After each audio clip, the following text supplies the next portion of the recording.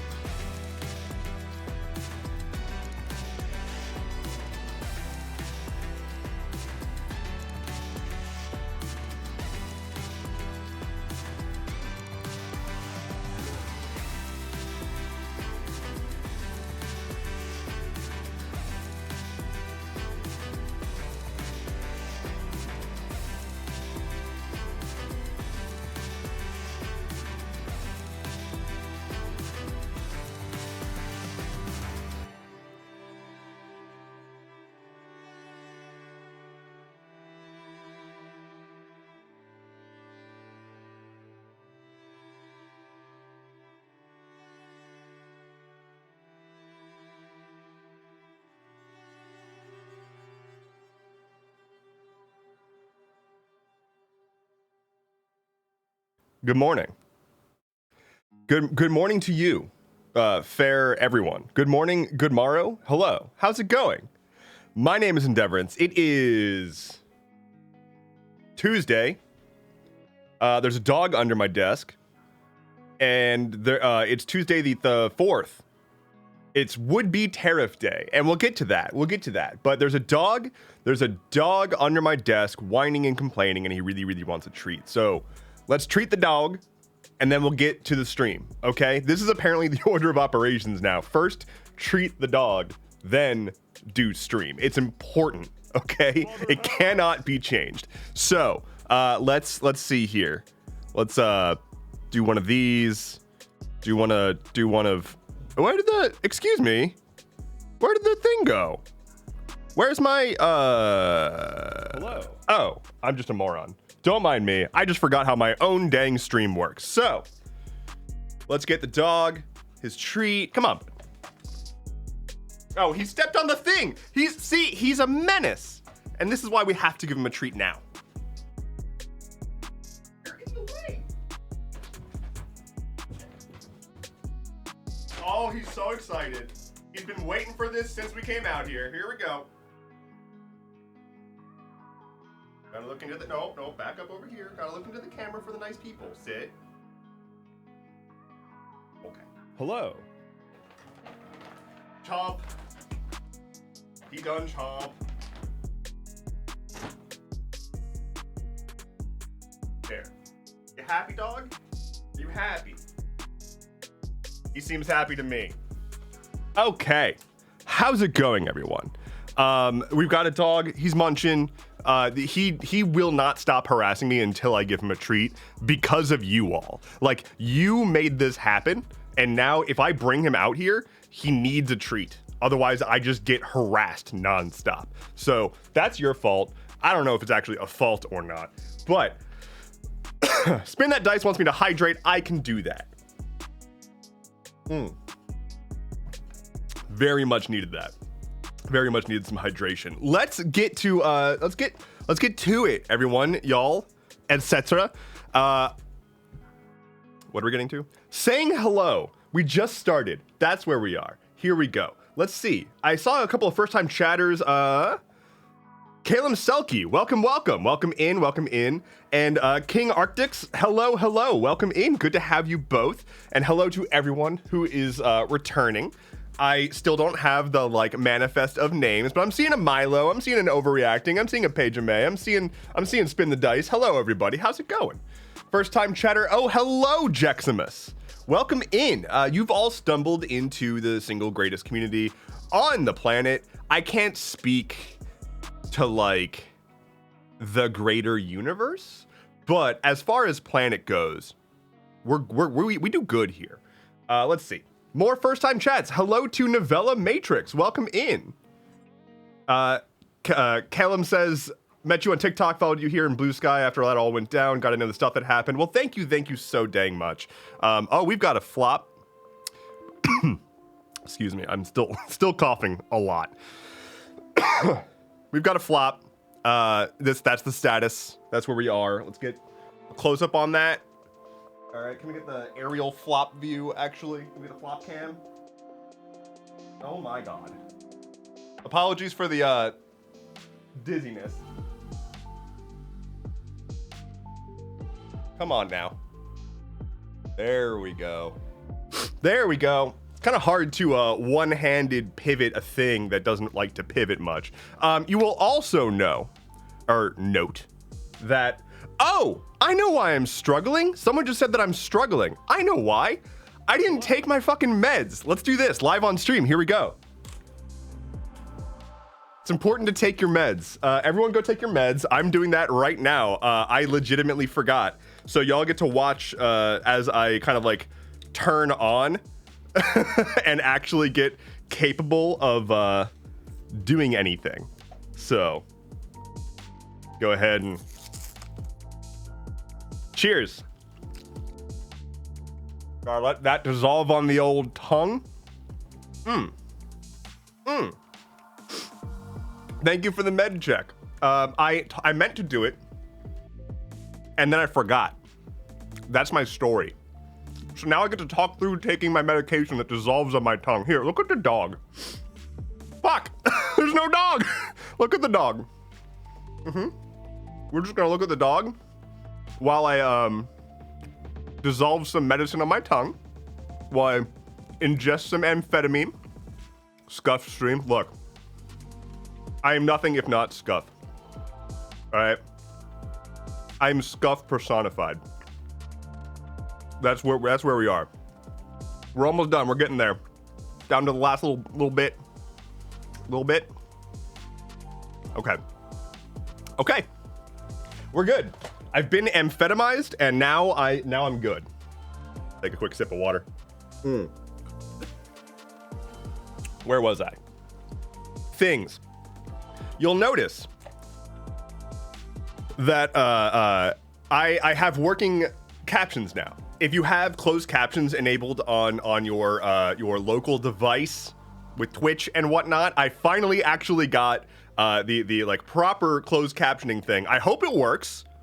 I'm seeing the captions on my end, but I hope you can see them too. They're actually accurate now, and it can actually keep up with my pace of talking. So that's very good. I'm very happy to actually have working captions. That makes me happy.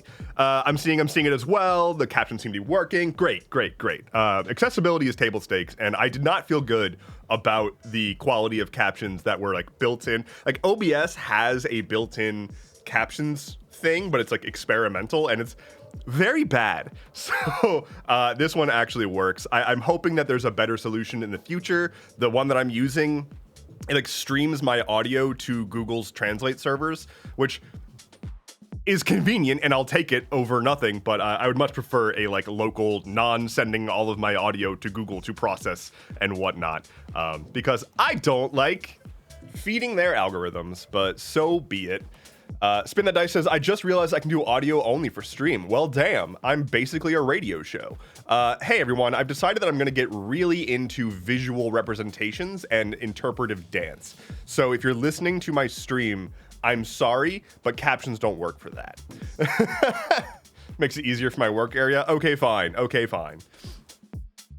Overreacting says, I'll start adding med checks with my daily desk calendar shares. Med checks are important. I mean, I would have gotten a notification at like 11, but I usually take it a little bit before 11. So, you know, it is what it is. Dog cam best content. I very much agree, Jeximus. In fact, it looks like he wants to show you something. There we go.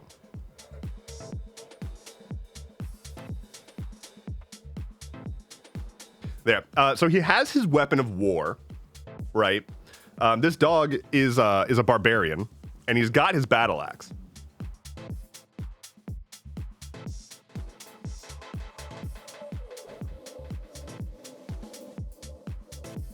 He's a fearsome warrior, is what you need to understand about this dog.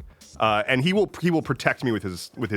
Well, he won't protect me with his life. He'll probably actually just roll over and ask for belly rubs if someone came in here trying to kill me. But you know, we like to pretend that he's a fearsome warrior. And a solid, he's my boon companion. All right, he's my animal familiar. So don't mess with him. Don't. If you mess with me, you'll have to mess with him. And I said don't mess with him. So we've got shit. Fuck. This is like these as scuffed can get. I left my like list of things I wanted to talk about somewhere else. So we're going to have to try to remember all the things I wanted to talk about. But I do remember the first thing I wanted to talk about today, which is hot damn, shit is whack right now with regards to all of it. So the whole like Elon Musk and his ilk like bopping around in our government, not great. We don't love that. Let me...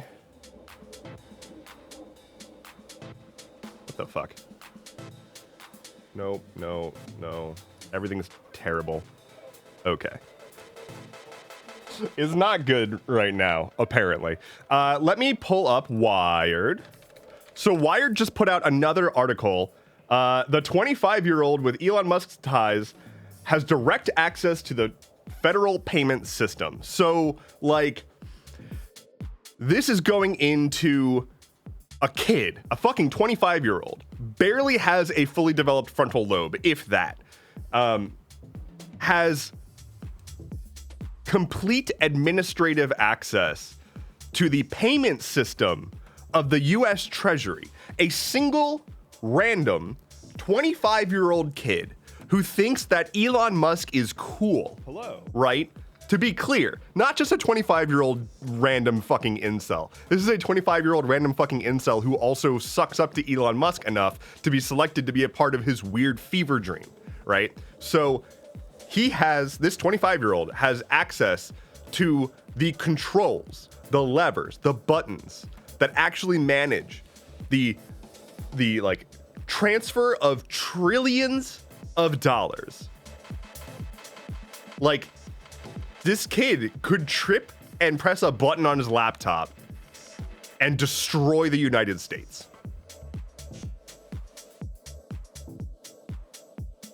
Like, like they have straight up hooks into the payment systems that pay out Medicare, or like Medicaid, Social Security, all that stuff. They could just say, you know what? We're going to stop Social Security payments. And I want to be like really fucking clear about this because people keep asking, how is this possible? How is this allowed?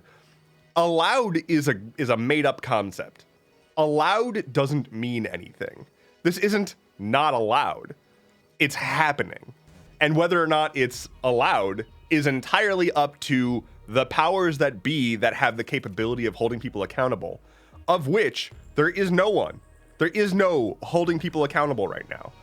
Outside of like vigilante justice, the actual systems that are supposedly in place to enforce laws and order are actively being used to subvert laws and order. The people who have been pushed out of the USAID office and the US Treasury office have been showing up to their jobs, protesting to get back into their own offices because they've been barred from entry by a ketamine-fueled psychopath who thinks that he understands how anything works, and a gaggle of 18 to 25-year-old boys, some of whom are still literally freshmen in college, that now have unfettered access to the technical systems that run the country.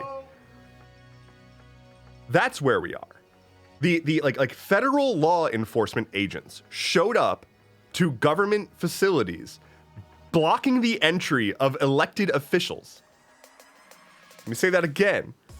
Federal law enforcement blocking elected officials, members of Congress, from being able to enter a facility owned by the US government.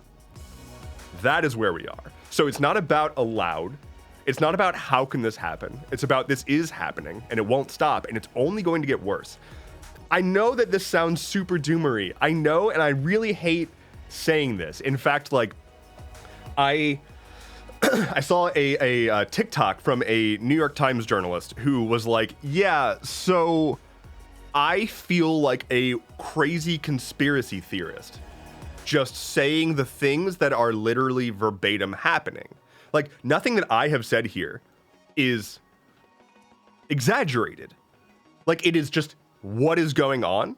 And it sounds like an insane conspiracy theory. It sounds like I'm going wild, right? It sounds like I have lost a clip with reality, but this just is what's happening. And so I understand people being distressed because there's a lot of people who really believed in the power of the institutions to be able to keep things in check. And you can tell I took my meds now. A lot of people believed in the power of the institutions to keep things in check, and that belief is manufactured by a lifetime of propaganda. Like, there is no actual evidence of this being an infallible system, and yet people are faced with the reality that it is deeply, deeply fallible. And that ruins you, right? Like, this is shattering people's worldviews. This is destroying people's concept of the safety and security of America. It's bursting through American exceptionalism.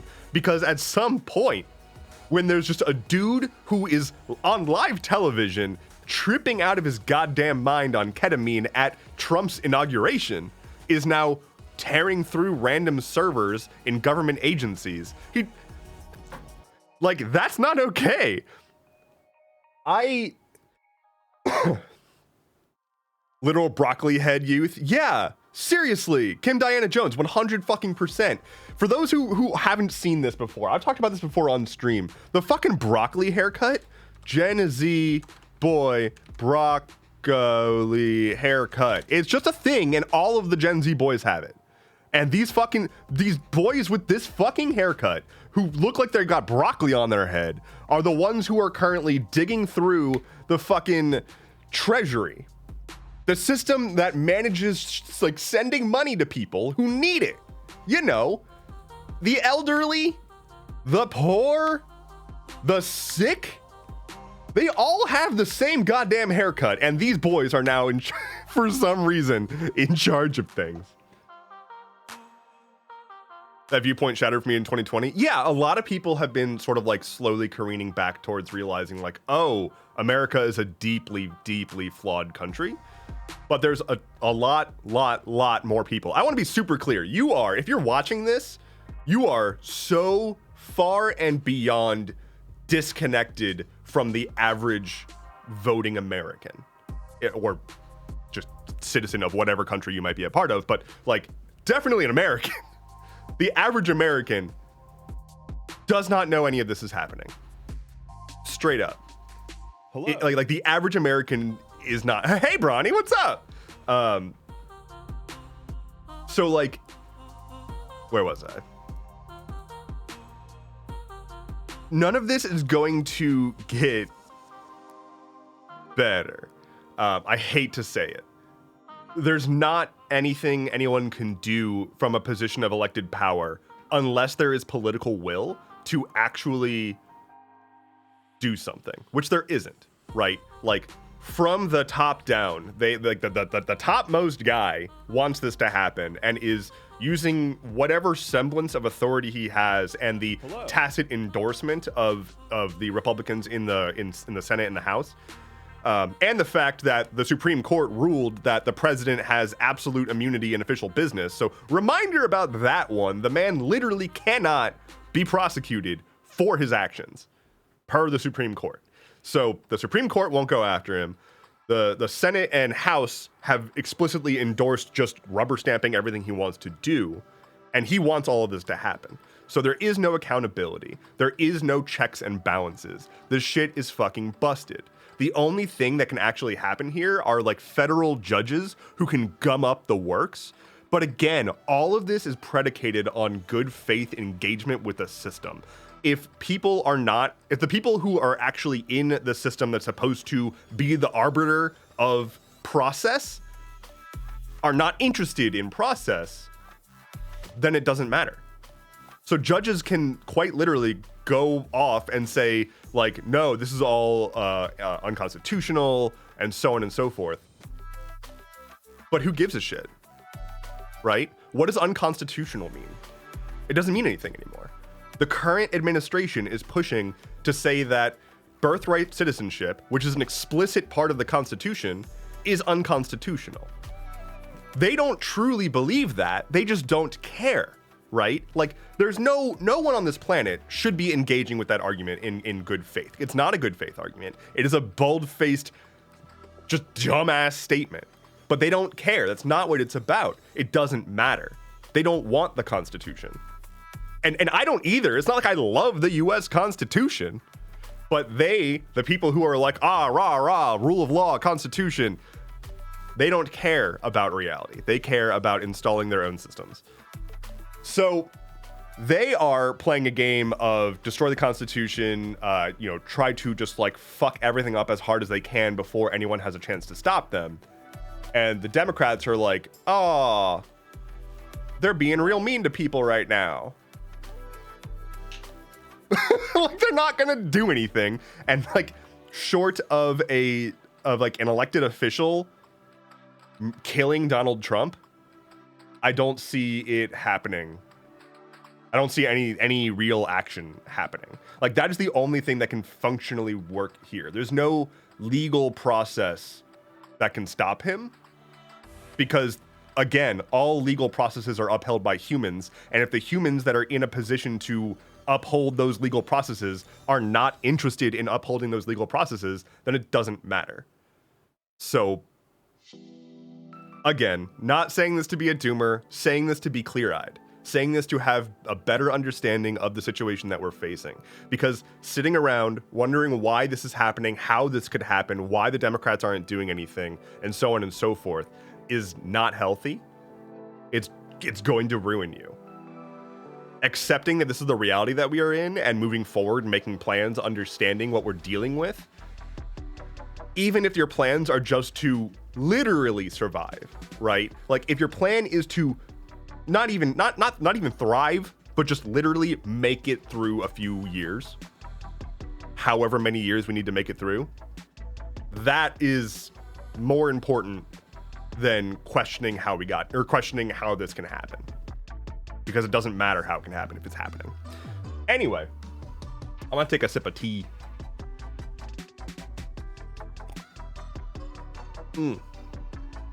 Let me catch up on some chat because I have not been reading as much.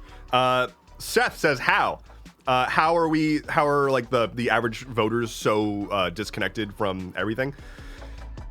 Recall that the average voter is like trying to feed their family, and that's basically all they're focused on right now. Like recall that the average voter is working 2 or 3 jobs and is still destitute and has virtually no time, no free time to consume news, to pay attention, because they are going from job to job to job and then paying a bunch of bills and then trying to take care of their family and then going to sleep to be ready for their job again tomorrow.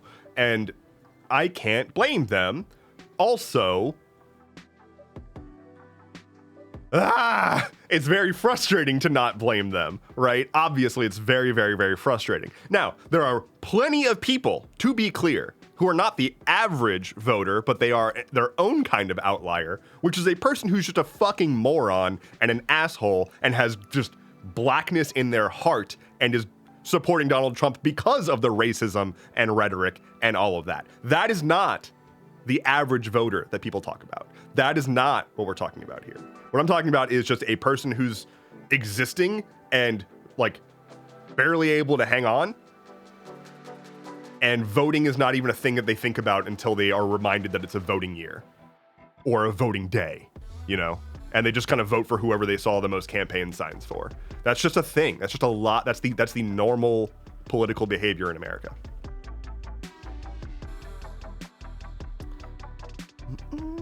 Good luck even trying to quote survive now. I do want to say like I don't think that you are out of line catastrophizing, right? Like I don't think that it is a leap to say that like, you know, surviving is going to be difficult now. I do want to caution around like catastrophizing still, because at the end of the day, regardless of how bad all of this is, and it's bad, there are, I don't want to like point to other places and be like, but they have it worse, so you should be happy, because that's not the situation we're in. But survival is a very broad concept. And I do think that more people will survive than we believe right now. I don't think it's going to be comfortable, and I don't think it's going to be a healthy existence for most people. But survival is still survival, you know? Getting to the other end of it, I think is still very well within the realm of possibility. In fact, I think it's the most likely outcome is that we'll get to the other end of this. Yeah. Anyway, hi, Krayley. Hello. How's it going? Just another Trash Panda says, I'm terrified how I'm going to pay the bills now. Yeah, that's the thing is, like, regardless of everything, we still have to pay bills and pay rent and stuff. I forget who it was that said that. Someone did a TikTok recently, a relatively popular TikToker posted a thing saying like, hey, oh, no, yeah, it was a mutual of mine, Liz the engineer, posted a TikTok saying, hey, just so you know, if there's a revolution or a civil war, you still have to go to work. Like, that doesn't stop. If there's a civil war, you have to go to work. Your boss is still going to expect you to come in, and rent is still going to be due. Like, the world doesn't stop. It doesn't turn into a post-apocalyptic movie overnight, and you're just like out and about trying to survive in the hostile world or whatever, and it's just a cool show about you. That's not how it works. You have to go to work still. So yeah, this is what I'm getting at with like being clear-minded, acknowledging what we're dealing with, and being able to move forward with that. Because it's not about steeping in the insanity. It's about knowing where we're at with the insanity to make the proper preparations. And those preparations right now should definitely be have an emergency contact that you can get in touch with physically within, let's say, 20 minutes, who you can trust above anything else. If that person doesn't exist in your life right now, that should be your number one goal. Establishing a connection safely with somebody who you can trust to get in contact in case of emergency. Establish a planned place to meet up in the event that one of you or both of you don't have the ability to communicate with each other. So that you know, in this given event, we will meet at this location where we know we'll be safe if one of us needs to hang out here for a little while to wait for the other one. Like, that is a very actionable step you can take right now. And that is the kind of stuff that we need to be doing.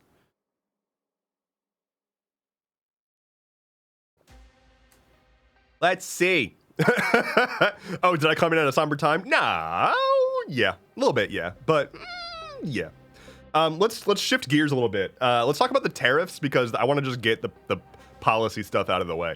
Let's talk about the tariffs, because holy shit, I posted a video yesterday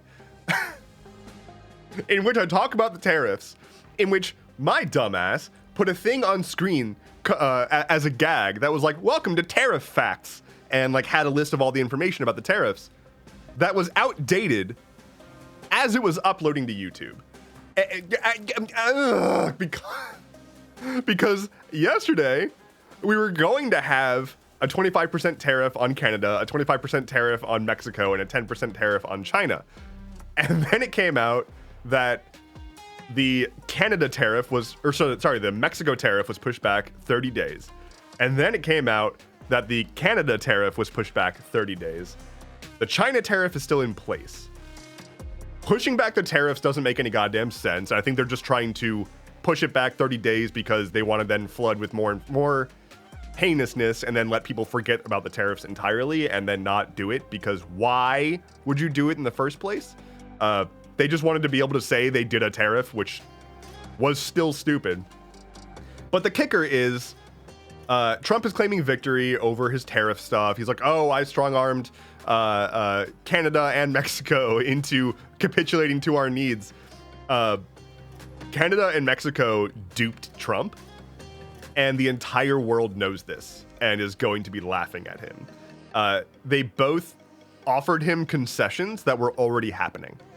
Both Canada and Mexico, the things that they agreed to prevent the tariffs from going into place were things that they had already committed to. For Mexico, it was like years ago, and for Canada, it was like months ago under Biden.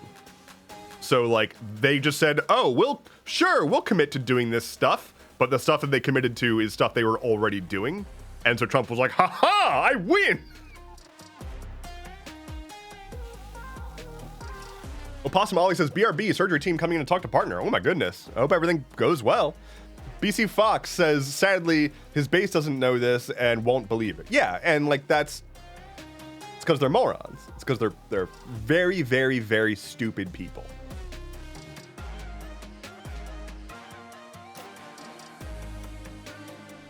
GPS9 says, I'm currently eating microwaved rice mixed with melted American cheese.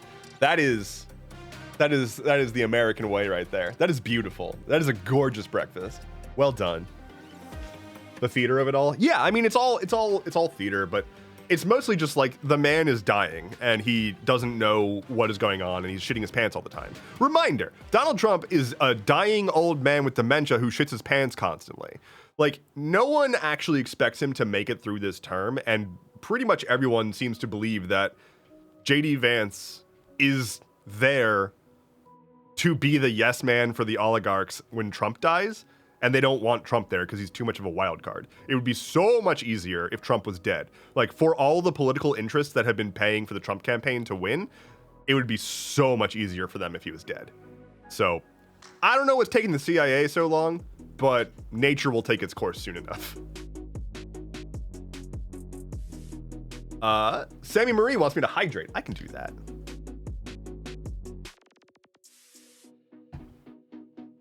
Cradley says, Twitch told me I reached a five stream watch streak and then failed to share it, so here it is. I'm here with a hot drink. What kind of hot drink you got? Because I got tea. I'm on. For those who have not followed my journey, my personal journey, as I've spoken my truth, I'm on a journey to reduce my caffeine intake to theoretically 0. I don't love it. It is what it is. I need to reduce my caffeine intake for like several reasons, but I'm doing it very, very slowly to avoid having withdrawal symptoms, but it doesn't change the fact that I finished my allotment, which is now down to a cup and a half in the morning, and I'm just like, I want more coffee. FYI, half calf is an option for coffee. Yeah, so what I've been doing is I have a thing of decaf that I actually like, and I've been making like third calf cups in the afternoon or something, or just like full decaf just to trick my brain. I like coffee. I love the ritual of drinking coffee. I love the smell. I love the taste. I just like coffee. And so having less of it makes me sad. But, you know, I'm sure a lot of that is the caffeine talking, but still. GP says, I have a whole bottle of squash here with me. Bottle of squash? What is... I know of squash like the plant. The bottle of squash? What about Tane? The leaves, that leaves just a few T's. I don't understand. I'm very confused. Sammy Marie says, I went like 8 hours the other day, accidentally, or without caffeine accidentally. I'm pretty sure I had withdrawals. Yeah, I definitely had withdrawal symptoms a couple days ago. I skipped my afternoon caffeine entirely, and by the time I was going to bed, my head was pounding. It is not okay. Trying mushroom coffee? I've heard about that. I've also heard of like some... I want to try buckwheat tea, because I've heard it's like very roasty and delicious too. Hello, all-knowing Deli. Thank you for the follow. Also, we had some other follows. Let me call them out too. This morning, we've got... Goth in a Box, Sagedina, Novella Matrix, Stormcloud, Calum Selkie, Cypher Jack, Sea Dog 198935, Crescent Myrrh, Amber, Is Life Okay? Puppeteer of Many, Brawny B, hello. The Great J, Jendi, Covert Cell, and All-Knowing Deli. Hello, everyone. Welcome in. Thank you for the follows. As I sit here with a Pepsi at 10 a.m. I think my first caffeine was like, I used to get a Coke after school every day, like as I was doing my homework. So, you know. But then from there, it turned into coffee by age like 13 or 14. And then I've just been drinking shitloads of coffee, basically nonstop. Liz Ann is learning. Welcome in. Thank you for the follow. All-Knowing Deli says, oh man, I fucking love buckwheat tea. Okay, well there's that. I need to definitely look into that, because it's caffeine free, right? And it's just like a caffeine free, like roasty, like very full-bodied tea, as far as I understand. Hazelnut tea? Yo, I didn't even know that was a thing. What? Kim says there's a tea ban in my house. We have too much. We're not allowed to buy more. Well, that's a damn shame, because as a reminder, anybody who wants to get some quality tea can go to Many Worlds Tavern and use coupon code DEV10 for 10% off your purchase. Hey. There's the link. Go do that. Oh, speaking of which, I added some new sections to my like about info stuff underneath the stream on Twitch that has like links to my like partners and whatnot. So there's links to Many Worlds Tavern, as well as the place that I get my sweaters, and also the place that makes my chair and whatnot. So you can check those out if you like. Supports the old channel, as it were. Goth in a Box says, "Hey, that's me watching from work." Hell yeah, that's the goal, is trying to make your workday a little bit better. No caffeine, but what about phene? Sorry for confusion. If that's like a different chemical, I've never heard of it. I don't know what that is. So that's my answer to your question. Nut tea is good. Oh, I love nut tea. Yeah, no, it's really good. And it also sounds like cum, but like it's mostly just really tasty. Workday is definitely better. Good. I'm glad. Yeah, it is. Okay, well, I'll have to look into that. I've never heard of that before. So I'm really excited to share something.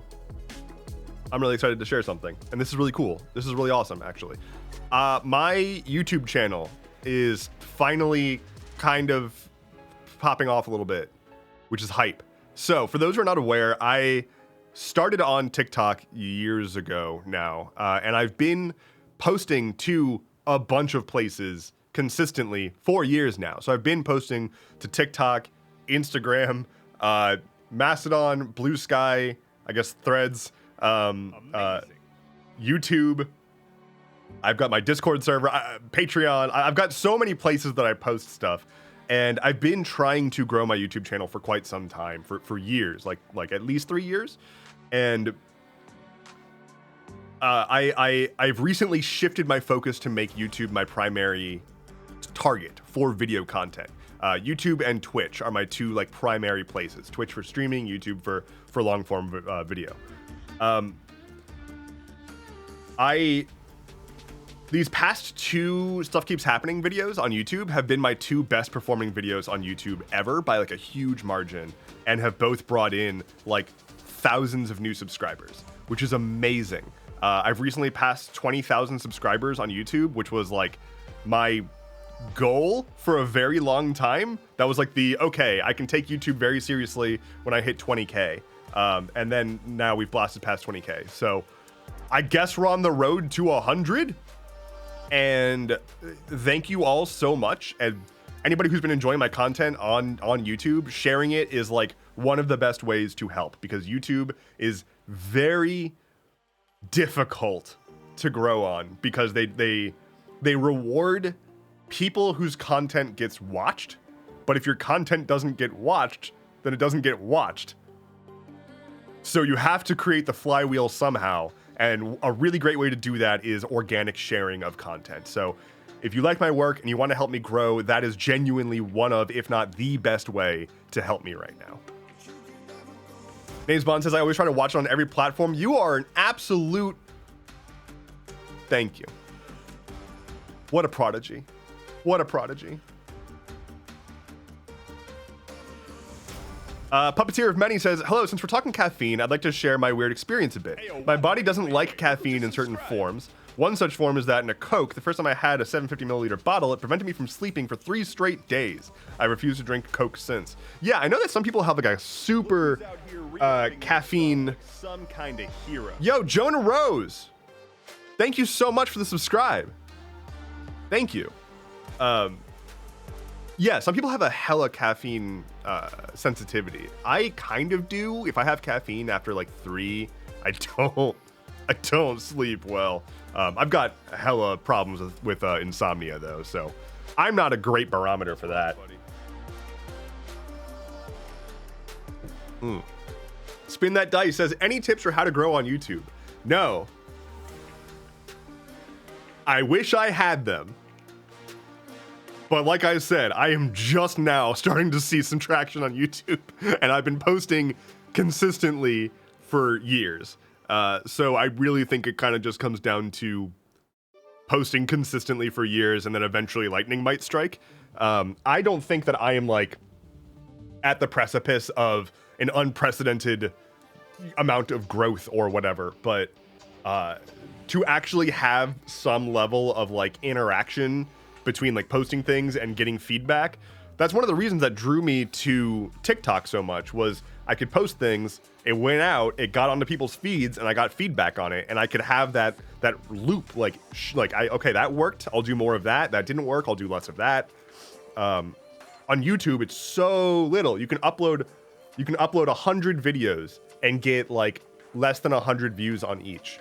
And I think I have like hundreds of videos, and the vast majority of them have like less than 500 views. It's really, really disheartening, and YouTube does not do a whole lot to help you get started. Their algorithm is very, very strange.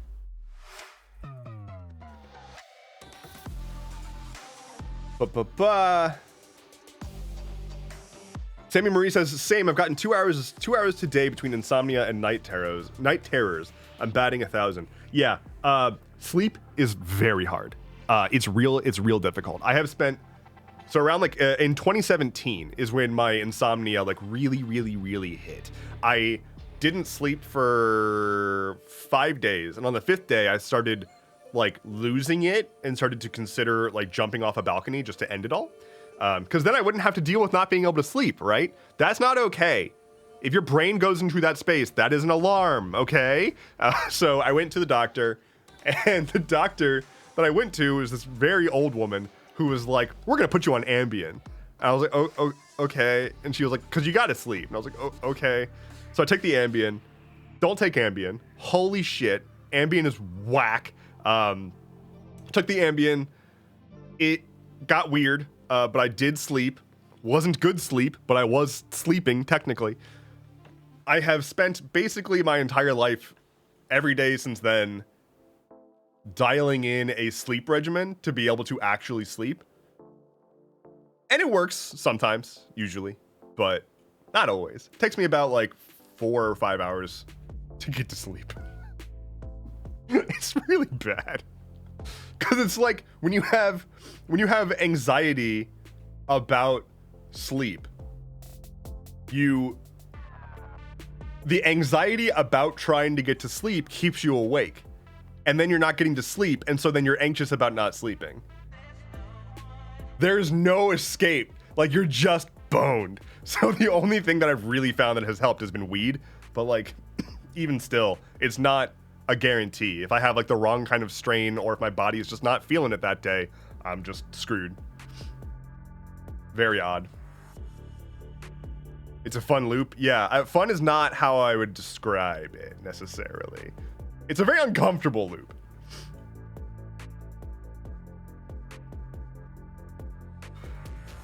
Ambien, sleeping whether you like it or not. I remember taking the Ambien and then like laying in bed and reading a book. And then the words started to fall off of the book. And I was like, oh, I should not be awake right now. Oh, I should very much be asleep right now. I tried so much to get to sleep before I went to the doctor. I like was trying to physically exhaust myself every day. I would like go for runs until I couldn't run anymore. I tried to like have some zen moments. I went for like a hike in the woods and like sat next to a stream for an hour, just like trying to get anywhere near comfortable and tired enough to sleep, and I just could not.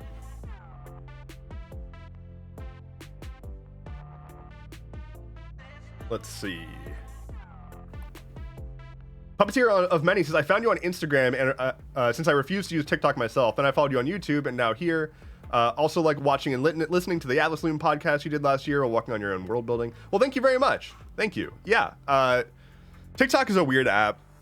There's nothing that TikTok does that Instagram doesn't do in terms of data privacy invasions. In fact, Instagram is far, far, far worse than TikTok in terms of data privacy invasions.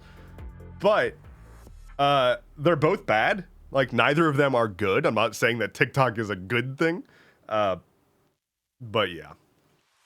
I very, very, very much appreciate it. I do want to say, though, that for folks who follow me on Instagram, I'm going to keep cross-posting there for the foreseeable future, but it is not a priority platform for me. So YouTube and Twitch are my top ones. Of course, my newsletter itself, skh.news. You should definitely check that out if you want like the most direct stuff from me. There. Hello. But yeah, like I am putting less focus into TikTok these days. I'm putting less focus into Threads and Instagram. I'm just kind of cross-posting there. Hello to Index himself. I'm assuming that's what HMSF is. Welcome in. Thank you for the follow. It's just I don't trust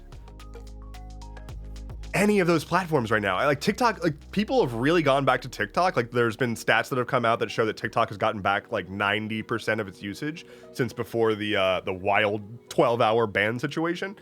But like reminder, we're on borrowed time right now. Like TikTok is still banned. Subscribed.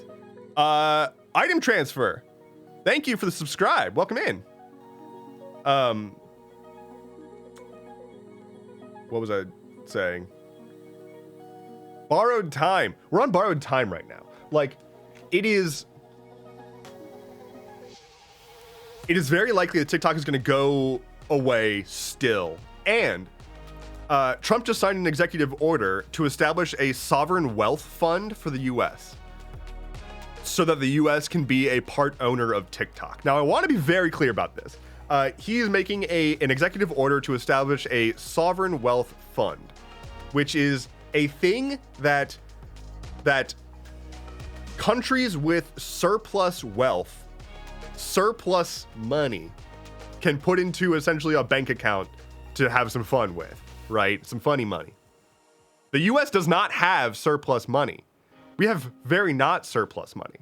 So I don't know what the fuck is going into a sovereign wealth fund, but he's establishing it in theory so that the United States can own a controlling share of TikTok, which means that TikTok goes from being state-owned media from China, which it's not, to literally, definitionally, state-owned media by the United States. State-owned media. Still not good. Still not good. Not great. Like, like, it's wild. The government, the US government, of whom's constitution, the First Amendment, is not imposing free speech limitations, cannot run an algorithmic-based app because that is choosing what speech to elevate as directed by a country. Huh. Anyway, with all of that, that is why I'm not investing as much time in TikTok. I'm like going to keep posting there while I am still able and reasonably can expect to have engagement and whatnot. But it's not a place that people should be investing their futures in right now. Like the alarms are sounding and we really need to be pivoting. So yeah. Let's see. Stormcloud says, I deleted TikTok because without updates, it's a cybersecurity risk for anyone that doesn't get security updates. Yeah, like WhatsApp was hit by spyware developed by an Israeli spyware company called Paragon that hit like 100 people, most of whom were like journalists, I think. Fun. Very cool. Use our encrypted chat from Facebook. And also, you totally won't get spywared. Basically a government-controlled app, right? Yeah. Like imagine TikTok controlled by the US government. My goodness. Dev, have you heard of the singer Moonwalker? I think you'd like his music a lot. I have not. I have not heard of Moonwalker. I will jot that down.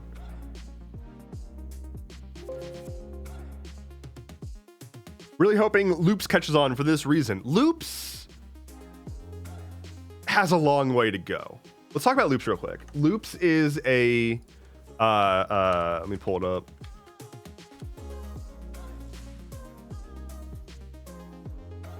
Loops is a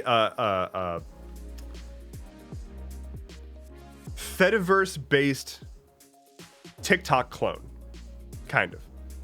So Loops is an attempt to make a TikTok clone that is based on the same systems that Mastodon is built on top of.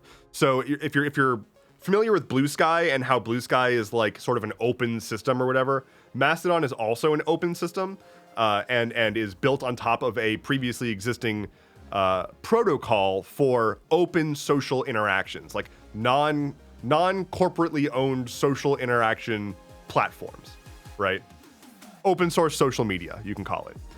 So Loops is an attempt to do a TikTok clone on that system, which would mean, in theory, that if you liked a creator on Loops, you could follow that creator from Mastodon to get their stuff in your Mastodon feed, which is pretty fucking cool. Like, that's the big draw of the federated social web, is being able to interact with anybody across any platform from any platform. Imagine if you could follow someone's Instagram from Twitter back before, in the before times. So imagine if you could follow someone's Instagram from your Twitter account, so that you get all the people you follow on Twitter and then also the people who you follow on Instagram all in one feed, all formatted properly, and with the ability to like and boost and reply to any of those posts from wherever. That is what the Fediverse or social web enables.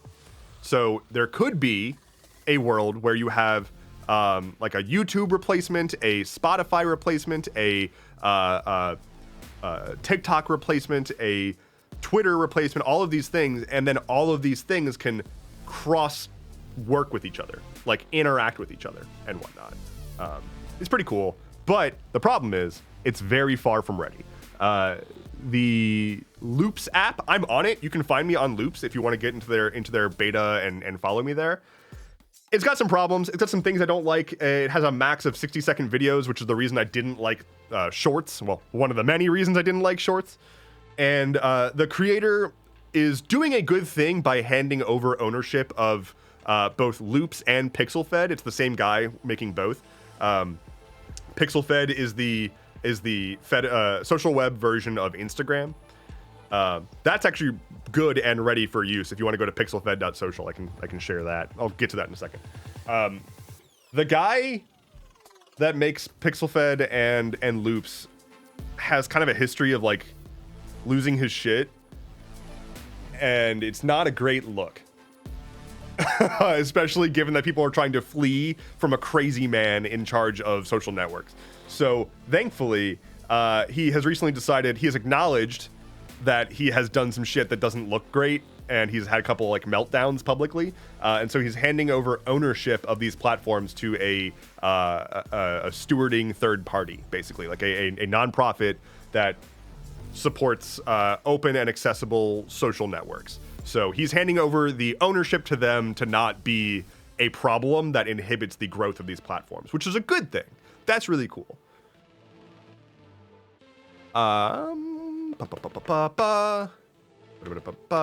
Attain says, I get a lot of repetitive videos on Loops. Yeah, like it's just not there, right? It's a really early app. It doesn't really have much quality of life features, and there's just not a lot of content on it. It's a neat thing to play with, and it's a neat thing that I'm going to keep my eye on, and I want to see it grow. But it is just not a thing that's like, I'm going to make this my whole new thing. Like, as somebody who does this as my job, I need to go to where there's a critical mass of viewers who want to see my content, and it just doesn't, it's just nowhere near that right now. Does the campground server work on other apps, or do we need to grab the generic appname.social? That's not exactly how it works. So I run a Mastodon server for my community. If you're a member of my Discord, you can join my Mastodon server. And Inky, no worries. I'm about to explain it. If you're in my Discord server, you're able to join my Mastodon server, and so on and so forth. Hello, Lilith. Welcome in. The Mastodon server that I run is at a website. It's at astral.camp. So everybody on my Mastodon server has an @astral.camp account. I'm Endeavorance at astral.camp on Mastodon. That Mastodon server can interact with any other app that speaks the same language as Mastodon, which is called ActivityPub. So from Mastodon, you can follow somebody from any other ActivityPub enabled service and interact with them. But that doesn't mean that our Mastodon server will support all of those other apps as those apps. It's still Mastodon. It's just while you're seeing your Mastodon posts, you could follow somebody on PixelFed from Mastodon, and you'll get their, like, whatever photos they upload will appear in your Mastodon home feed as if it were a Mastodon post. That's how that interaction works. But let me actually show you all this, because PixelFed is neat. It's a neat thing. Software, am I right? PixelFed.social.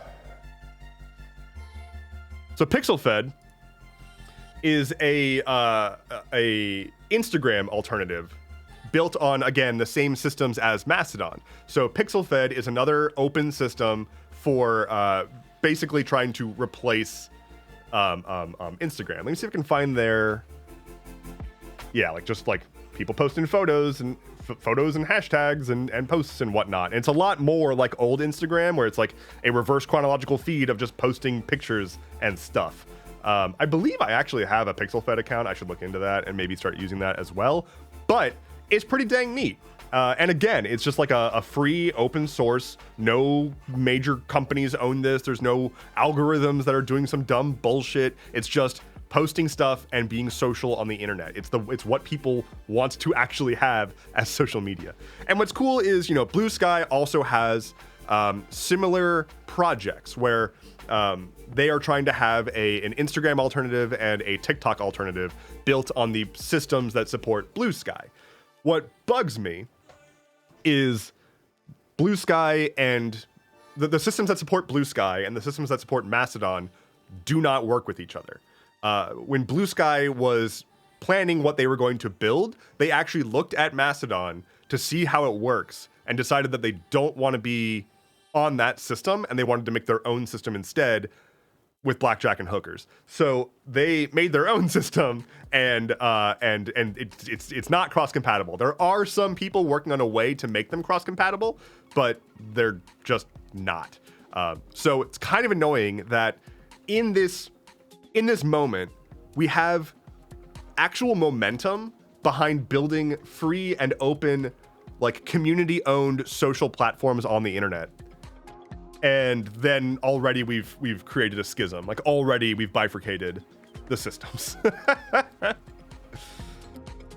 Hello, Tomato. Welcome in. How's it going? Novella Matrix says, that's so neat. I actually found... Oh, wait. Okay. Talking about bands and stuff. Hell yeah. Inky says, why do you think Blue Sky had the explosion of interaction where seemingly Mastodon hasn't? Because Mastodon has some major usability problems. And I was in denial of this for a long time. I've been on Mastodon since 2017, and I'm a big fan of how it works, and I've made a lot of, like, really great connections on Mastodon, but it has a very rough problem with usability. The issue is largely that a lot of people point to like servers and whatnot as being an issue. I don't think that's as big of an issue as is just the user experience of getting set up and using Mastodon. And a big part of why the user experience isn't great is because there's a large contingent of existing users on Mastodon who don't want the user experience to get better. As far as we understand user experience getting better, there's a lot of people on Mastodon, for example, who do not want and did not want the ability to search for posts. They just straight up never wanted that feature to be available in Mastodon. They did not want search. The reason for that is because they wanted to, they see search as a vector of threat for harassment. If, for example, someone who wanted to yell at anyone who didn't like Elon Musk could just search the name Elon Musk, they could find people who are talking about him and they could attack them. This argument is very short-sighted, in my opinion, and like doesn't make much sense because there's a lot of really powerful moderation tools available on Mastodon. Like, Mastodon has an incredible level of moderation available to both administrators and users. Like, you can really do a lot to curate what you do and don't see and who can interact with you. It's really cool. But there's a lot of people who basically don't want normies on Mastodon, which is not healthy. Like, it's not healthy when there's a strong enough contingent of people who are like, no, we don't want to make software more accessible for the average user. The average user should just be better at using software. That is not a thing. That is not an acceptable thing. We should never do that, right? A surgeon wouldn't say, no, we shouldn't. I don't want to be fixing people. They should be learning to fix themselves. Like, no, that's not how this works. Just because you're good with technology and you understand it doesn't mean that you should bar everyone else from being able to use it. So Blue Sky, by contrast, had a really easy onboarding experience. And while Blue Sky they talk a big game about being a decentralized system that's billionaire proof and so on and so forth. That's not true. That's not true. It is theoretically decentralized. It is theoretically billionaire proof, but it is venture capitalist funded and stewarded by a for-profit corporation. So while Blue Sky is run by people currently who intend to keep it accessible, free, and non-profit, or like not, just trying to squeeze money out of you, that could change if leadership changes. Absolutely. And the @ protocol, yes, you can host your own stuff, but it is way more convoluted than something like Mastodon. For example, if you wanted to host your own Mastodon server, you can very easily right now just go to like masto.host, and for like a few bucks a month, you can have your own personal Mastodon server. That's just not really a thing in Blue Sky. Neither are perfect. Both are very, very, very far from perfect. But Blue Sky saw a huge moment of growth because it looks and feels like old Twitter. And people didn't have to think about much more. They didn't have to learn a single thing. They just were like, oh, my handle is now whatever.bsky.social. Cool, fine, okay. Inky says, I can see that, but I feel like the benefit of being able to find specific information. Yeah, so Mastodon has always had search by hashtag, and you can do some cool stuff with that. Wait. Just subscribe. Fluffy Bubbles, thank you for the sub. Welcome in. What was I saying? I've lost my train of thought like 1,000 times this stream now.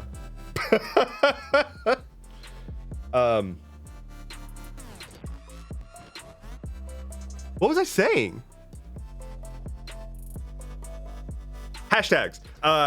You can search by hashtags on Mastodon, and you can follow hashtags on Mastodon, which is really nice. Like, instead of having to do lists and whatnot, you can follow a hashtag and get all that hashtag's posts in your feed.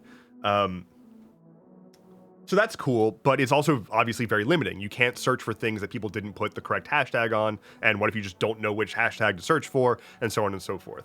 So discoverability is the big issue that Mastodon has, and just usability. For example, if you click onto a Mastodon post link, like you would to go look at a tweet or a Blue Sky post, if you click on a Mastodon post link, if it's not your Mastodon server, you are logged out, right? Like you can't interact with it until you go to your server and interact with it from your server, which is a huge problem. And there are people who are working to try to solve this. Like there's a browser extension which will redirect you back to your server so that that's okay. But like this is the kind of thing that people just never want to have to worry about. If they have any friction at all, they're gonna be like, fuck this thing. I don't want to deal with this. And I don't think it's fair to be like, no, people should be very aware that this app just has a lot of weird quirks that you need to know about. Otherwise, you can't use it. That's not a good way to go about forming community and expanding access to an open web that empowers people over corporations. So for the greater good, I do think it would be really, really excellent for Mastodon to continue to implement more usability features. But for now, I would legitimately recommend using Blue Sky. If you were only going to pick one microblogging like social network, I would recommend Blue Sky. As a person who hosts a Mastodon server, like I run a Mastodon server and I consider it my primary home. Like that is the most resilient feed that I have because I own it. It won't go away unless I decide to take it away, right? I can't be banned from it. I can't lose it. It's mine. So that is my home base, and I just kind of post everywhere. But as a consumer of stuff, as like a user of just a social media site, and not a person whose job is to push content out everywhere, I would recommend Blue Sky for now. So like Tumblr sort of, but less niche. Yeah, basically.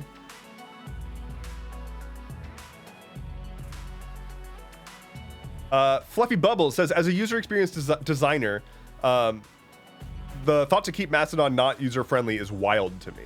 Yeah, a lot of it, again, has to just do with people on Mastodon wanting to protect, or feeling that it is the best way to protect their community is to prevent average internet users from being able to access the system, which is very gatekeepy and gross, and I don't like it.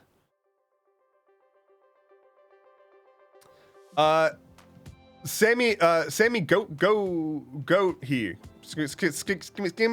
he says, hi Dev, how are you today? I'm doing pretty good.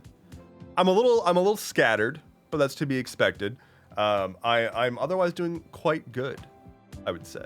Aside from, you know, all of it, just the general gist of it all, as it were. It's been a wild couple of weeks, y'all. Father hell. What really gets to me right now is all the people who are like, oh, this is the plan. It's just shock and awe. They're just doing so much to overwhelm you so that you are apathetic and don't pay attention. The problem is, it's not a distraction if it's still also a tragedy, right? Like there are people saying the plane crash is a distraction. My dudes, over 60 people died. That's not a fucking distraction. That's a tragedy. Like, multiple things can happen at the same time and not be a distraction from each other. Like, this is not how things are. They're not trying to distract you. They don't care enough about you to distract you. They don't care to hide what they're doing anymore. Elon Musk is rolling around, like, ripping cables out of servers in the treasury. They don't care. We know this, and they don't care. People ask me how I am, and I ask personally or existentially. Welcome in, I don't transfer. Stormcloud says the distraction is the crash being blamed on DEIA. Yeah, like him going on stage and causing a huge, and like changing the entire narrative from holy shit, we just lost 67 souls in one of the most significant aerial crashes in American history, and right after he gut the FAA and is firing a whole bunch of safety people. And then he very successfully pivoted the conversation to, can you believe he blamed DEI? And then now, when's the last fucking time you heard about the plane crash? Right? They really did a good job of just moving on. That's crazy. Lilith Knox says, the people going full conspiracy theory on the plane crashes is actually pissing me off. Yeah. I said this in Stuff Keeps Happening a couple days ago. I did a little bit of digging into Black Hawk helicopter training exercise stats. We've lost 47 service members since 2014 in just Black Hawk helicopter training exercises, as far as the military is concerned in terms of labeling them. 47 service members just from Black Hawk, specifically Black Hawk helicopter training exercises since 2014. Dear God, maybe we should stop doing that. Christoph says, hello, how are we doing today? Pretty good. Pretty good. Where's the dog? Oh, okay. We've got the dog back. Hold on. There it is. Important. Very important. My brother is a new air traffic controller, and conspiracy theories are terrifying. Yeah, it's the people who don't understand how things work and then try to jump to a conclusion baffle me. If you don't know how something works, don't try to conclude something about it. Like, don't do that. The world is not a movie. It's not a thing for you to get. Like, there's not a plot that you need to understand, and there's not a subtext for you to read into. That's not how life works. Things happen and humans react to them, and humans are irrational, dumb creatures who are deeply, deeply imperfect. Like, it's not about connecting the dots. It's not about figuring out the story. Sometimes things just happen. Sounds like rebellion propaganda to me. You're not wrong. Dusty Knight says, I feel like folks aren't getting the fact that real life people with families and children died. Yeah. Yeah.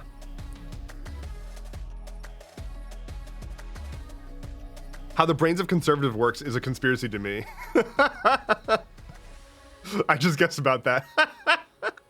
Did you see Hank Green's crash out over it? Yeah. Hank Green posting a video calling people motherfuckers is the funniest shit I've seen so far. That gave me life. Seeing Hank Green just lose his fucking mind. Because, yes, as somebody who, like, has a much smaller platform than him and gets so many people who, like, I would probably agree with on so many issues in the world, but then they come into my comments and just say the dumbest shit. It's like, please. Like, you're so close to being a very productive and supportive and helpful member of society. If you would just stop doing whatever it is you're doing that's causing you to call everyone a fed, or say everything is a distraction, or asking, what are they trying to hide? Stop that. Just stop it. I was actually thinking about this morning. The whole, like, touch grass thing of, like, oh, these people are just too terminally online, they need to touch grass. Unfortunately, the ones who need to touch grass are now the ones who are in control of the country. Like, Trump and Elon Musk are presumably the two people in this country that need to touch the most grass right now. They are administrating a country with the perspective of a terminally online incel. Terrifying. We need new music.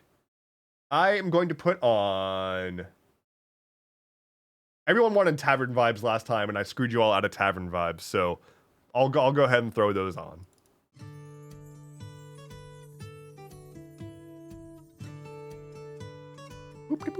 I saw a guy say girls are more on the emotional side, so obviously a guy has to be really hot or she won't pay attention to him. I feel like that kind of jump in logic is what goes through a lot of people's heads. Guys are dumb. And also so very emotional.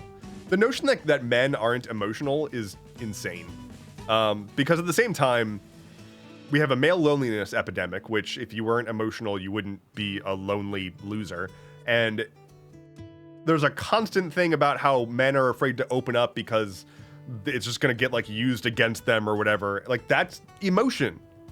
That's you being emotional. This notion that we have to be, like, a brick wall and stoic and cool and whatnot is so destructive, and it's based in fucking nothing. Like, it doesn't matter. It doesn't mean anything. It doesn't come from anywhere. It's just morons being morons. And I remember being a teenage white boy and thinking that, like, you know, doing all the like, I gotta be as manly as possible, and like, oh, I'm gonna take your man card, and like, you know, I'm gonna just try to be the edgiest motherfucker I can possibly be. Sounds like rebellion propaganda to me. I just associate that with being a child. Like, I grew out of that shit, and I don't do that anymore. And so when I see grown-ass men talking that way, all I see is a child. A literal child.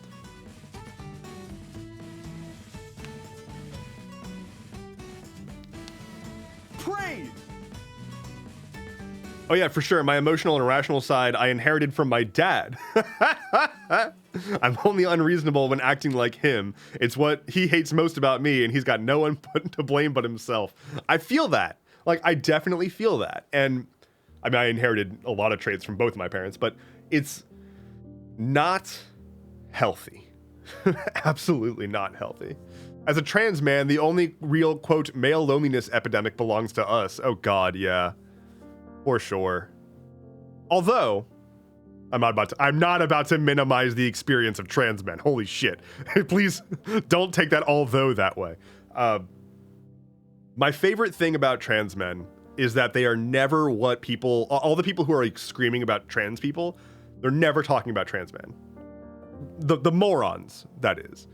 They don't think about that because they're so caught up in this weird reality that they've made for themselves, where people are dressing up like women in gargantuan air quotes, because that's not what it is, and like preying on children or whatever. Like that's what they've convinced themselves trans people are. And then you see that clip, for example, of like Ben Shapiro talking to a guy and then finding out the guy is trans, but the guy was passing, and it just breaks his fucking brain because he did not see it coming, because he doesn't know how to conceptualize a happy person who is trans and didn't expect it. And like,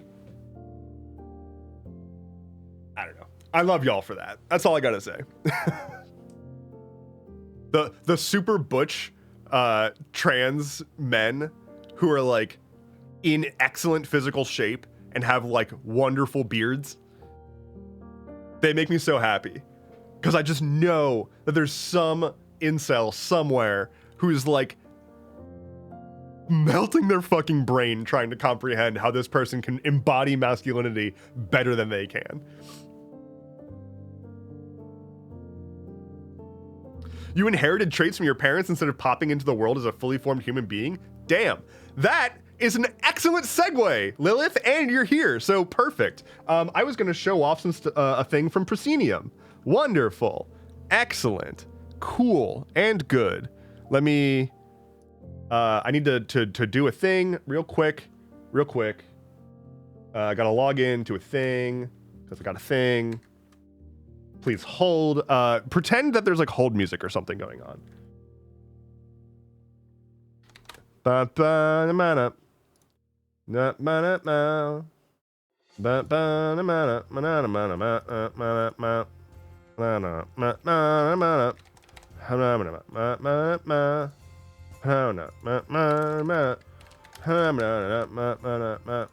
All right, I've logged in. Stop. So, here we go.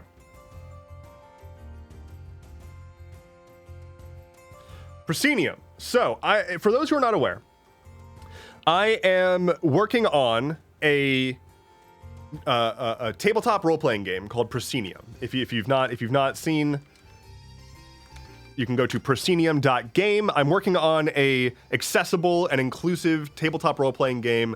The goal is to make something that is free and accessible and easy to learn, easy to run, and just fun for everyone. I am also building it to be very extensible. So it's going to be homebrew, like homebrew first system. So it's going to directly support building and distributing homebrew content in the app that I'm building to play this game. So I'm building the game, the base world, and an app to play it, all of which I am trying my damnedest to make free. We'll see if I can stick to that. But yeah. For an elder is among us. Trips at 13 months. Thank you so much. Amazing. Praise to your elders. So Proscenium is a thing that I've been working on. I've had to put it on hold since I had a bit of a mentee bee back in October. I put all of my work on hold and focused on trying to get back into a decent mental headspace, which I have gotten to. And so I'm really, really, really excited to say that as of now, I am back to work on the Proscenium app. I broke ground on it literally 2 days ago. Starting over from scratch. I had a prototype going on for a bit, but I'm starting over from scratch, and I am now working on the Proscenium app. So what I wanted to show you is part of all of this is a wiki that I'm working on that houses information about the default setting, which is the Great Spires. The Great Spires is this like big interconnected, do I have? Yes. A big interconnected world of these massive spires of Earth that rise above the clouds and are connected by land bridges in essentially a giant maze of islands that instead of having an ocean between them, have a layer of thick clouds. It's a very modular world, and it's specifically built to be extended, but it's also very fun. very fun to play. And I've run multiple campaigns in various games in this world, and I am now building it out to be a fully functional world that anyone can use. What I wanted to show you today is a first look at some artwork by the incredible Lilith Knox, who is right here in chat with us right now, who is doing some of the initial artwork for the game book and whatnot. So if we go take a look at one of the 6 playable species, the Cervinae. Anyone in chat who is a furry, this is for you. This is the this is totally not the dedicated like furry species. Here we go. The Cervinae. They are this species of like moon-powered deer people with like antlers and feathers. They are quite magic oriented, and they're also inherently psychic. The thing that this one is holding is called a velvet. Every Cervinae has a velvet, which is a orb of light that is essentially the power of their life force, and it is their connection to the moon and to each other. So all Cervinae are connected via a very lightweight psychic connection called the tide. And all of them can just sort of feel emotion through the tide. They can't necessarily fully communicate autonomously, but they can sense danger, sense emotion, sense distress, and sense each other through the tide. The velvet is what binds them to this world. If a Cervinae loses their velvet, they will begin to fade. Fading is how a Cervinae dies. They literally fade away over time. It takes a little while, but they literally cease to exist. They are ripped from just the fabric of reality. It is considered righteous when a Cervinae feels that they have lived their full life to willfully fade. So fading is not always necessarily a bad thing. If your velvet is destroyed or stolen for a long enough time, you will fade against your will. But a Cervinae is they consider their life to be complete when they feel comfortable enough to willfully fade. There's a bunch of other neat stuff. They're agender. They tend to use they, them, or its pronouns. Their lifespan is indefinite. The reason that I remembered this when Lilith said about how I didn't pop into this world fully formed, Cervinae pop into this world fully formed. So they're not birthed. They are manifested, and it's called stepping forth. They become a part of this world fully formed and fully grown, basically. So they have an indefinite lifespan. They just kind of like appear, and then they can disappear when they're done. And so that's more or less the quick rundown of the Cervinae. Excuse me, still coughing. But I love these creatures. They are among my favorite. There are 6 species that are planned to be playable for the initial drop of the world, and they are Cervinae, which are the deer people. You've got your humans. You've got your Stalavians, which I mean, I'll see what we've got here. Some of these are AI generated images that were like placeholders that I have not actually gotten the art commissioned for yet. So I hate that I'm about to show you AI generated imagery, but this will at least show you what I'm picturing for these species. And these are all going to be replaced with commissioned artwork from people in the community before this all goes live. This will not have any AI generated anything anywhere in the actual stuff. So Stalavians are a like magic space bird people. So this is generally what a Stalavian looks like. They have this shiny black skin with constellations all over their body. Those constellations glow and actually produce a lot of heat when they use magic. So it's very rare to see a Stalavian wearing full clothing. They tend to just wear like whatever just kind of stays on their body, if they're a mage at least. They're very inquisitive, very quiet, and very reserved, but they are also rad as hell. Do I have the male one here? No, I do not. So that's Stalavians. Then you've got the Boskage, which is a plant person. So the boskage is essentially a sentient bundle of plant material that can sort of like shift between a more natural look like this, where they're much more tree-like and whatnot. Let's see if I can kind of zoom this anymore. And then if they are more if they're more in a civil environment, like if they're in like a town or whatever, they look more like this. They can change their appearance by manipulating the like living entities that compose their body, which is usually like vines, twigs, flowers, and whatnot. So they are plant person. So we've got bird person, deer person, plant person. Oh yeah, we do have the boskage artwork. Let me pull that up real quick, and I'll go ahead and edit this right now. Edit. I'm gonna live on stream. We're doing it. We're really doing it. Where's Lilith? There we go. Because the boskage artwork is also very, very, very good. Okay. So can I do this? Edit. Change image. Can I just drag? Does that work? It doesn't. Cool. All right. Save. And save. Okay. I have saving images. Select file. Download. There we go. This is my own work. It's not, but you know. The chunk exceeds the server's maximum size. All right. Well, I'll I'll just do this. Get them in later. Copy link.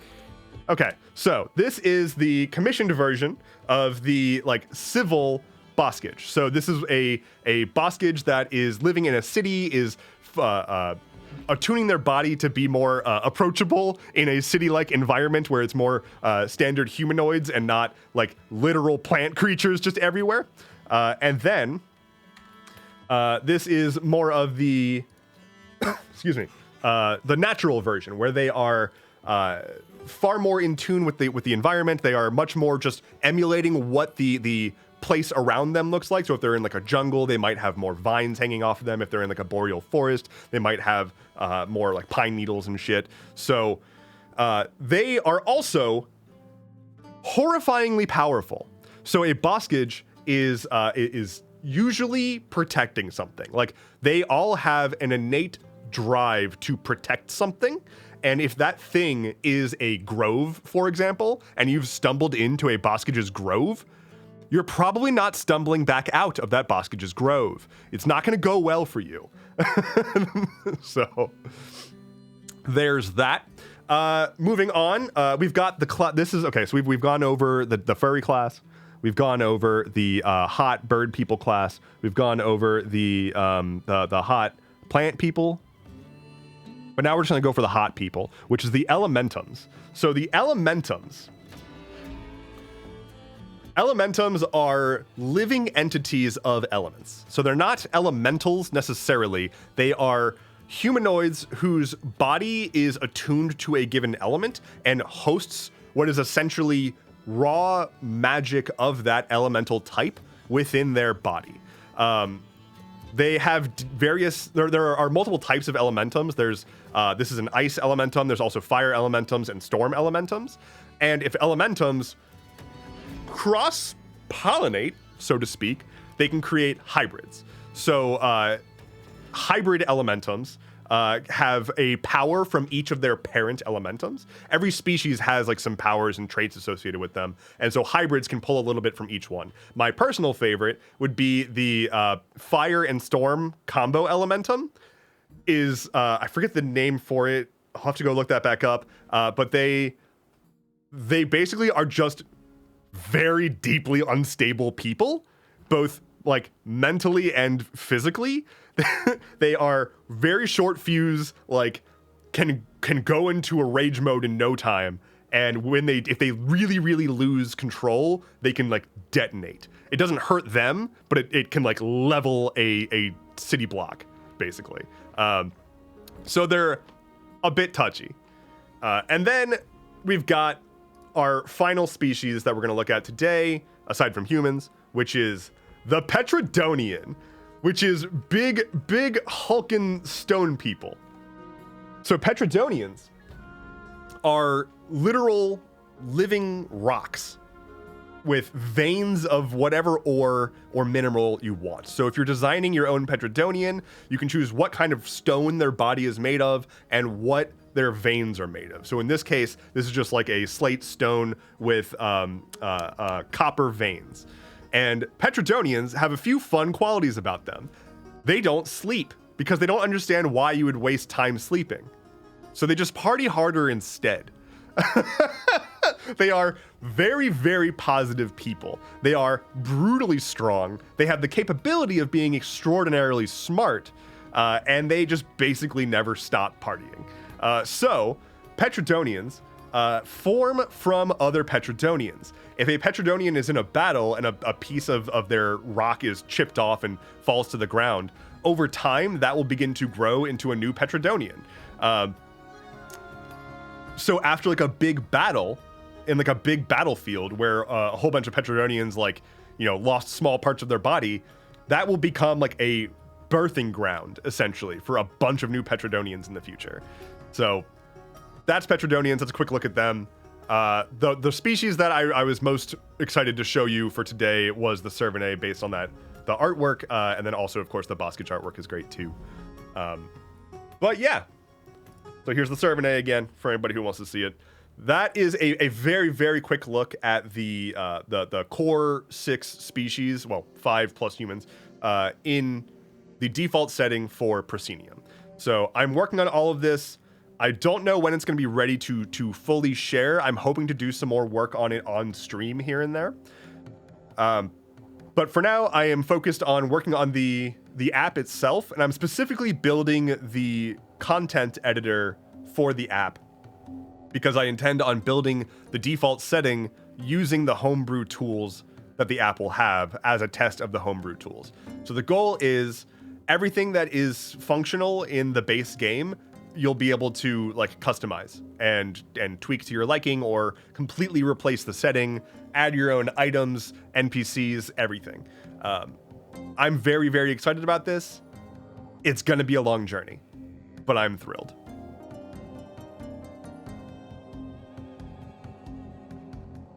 So that is the Proscenium stuff that I wanted to talk about. Hell yeah. Oh.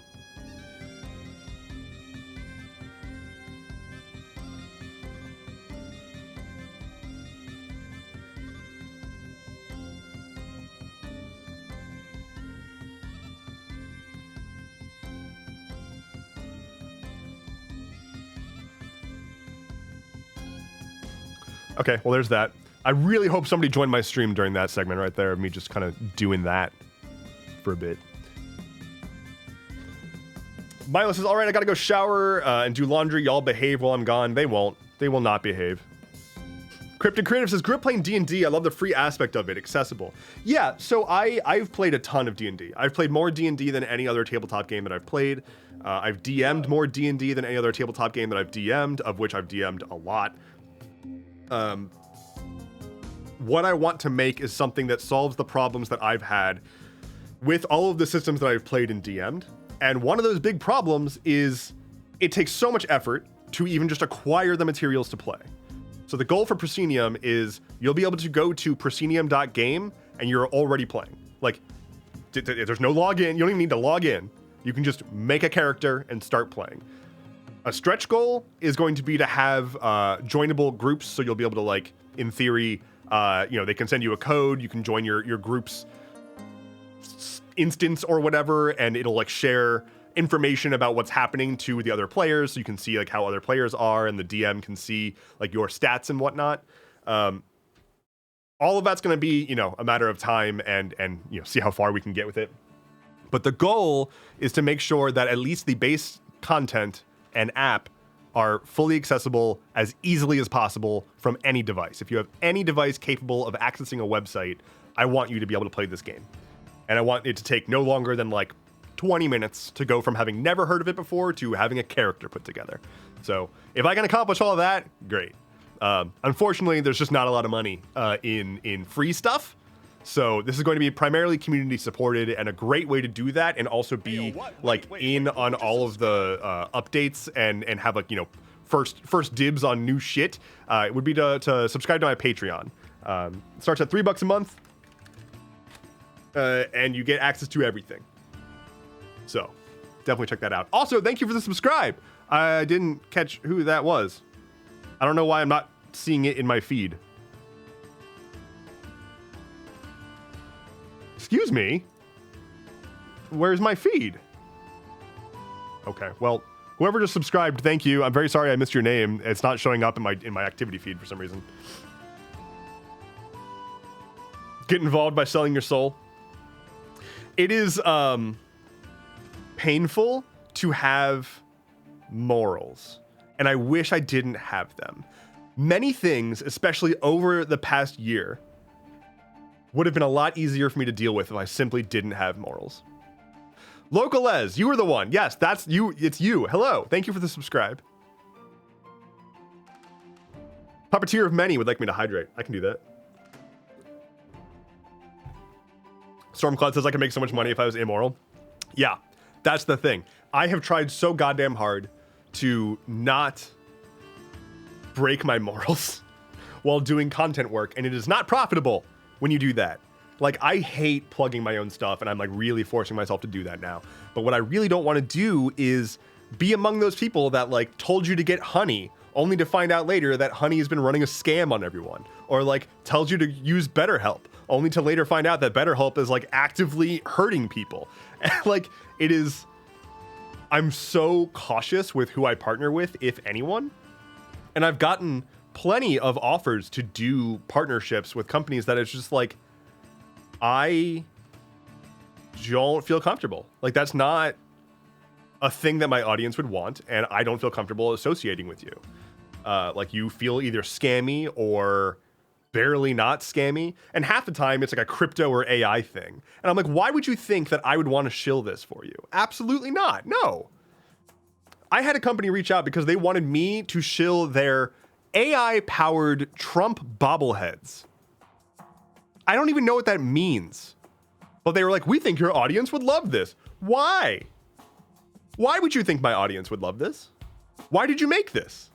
Why does this exist? And what does that mean? What does an AI-powered bobblehead mean? I assume they just mean that it just like says things or something. I have no idea. Sensational Lock says, or Sensational Socks says, I would have dodged a lot of trauma if I didn't have morals and care about people. Yes, very much so. It's painful to have morals. You are not the first person this week I've seen who's said this.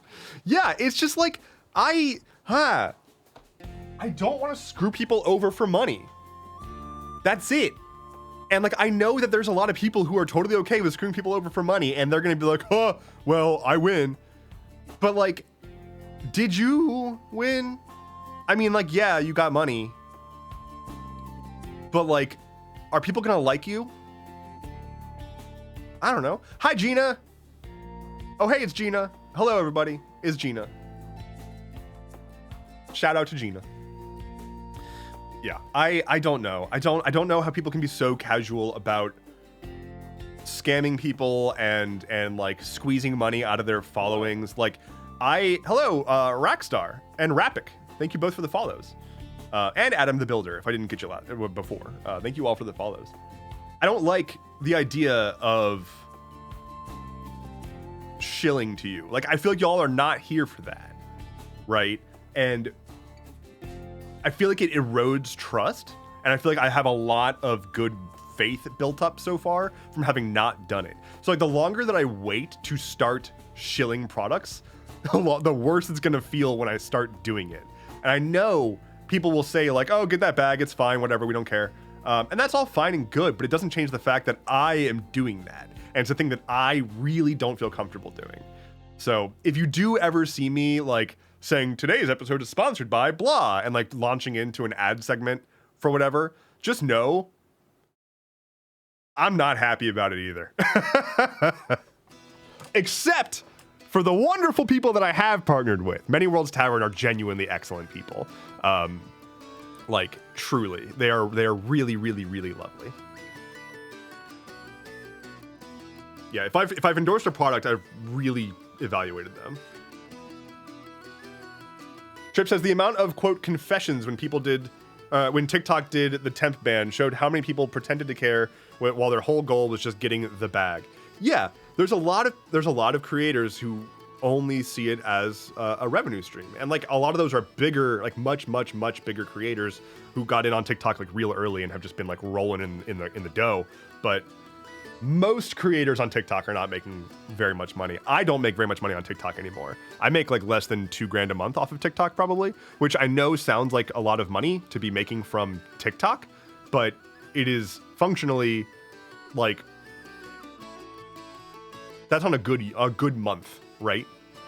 That is not enough to live off of, right?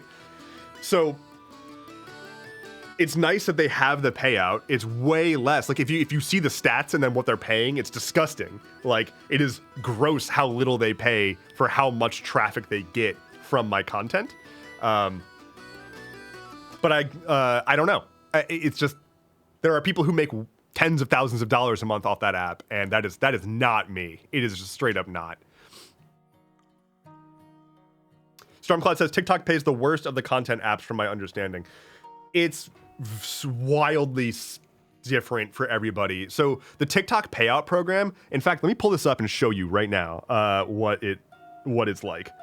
That's not TikTok, that's Tumblr. I clicked the first T that I saw on my screen and it was Tumblr.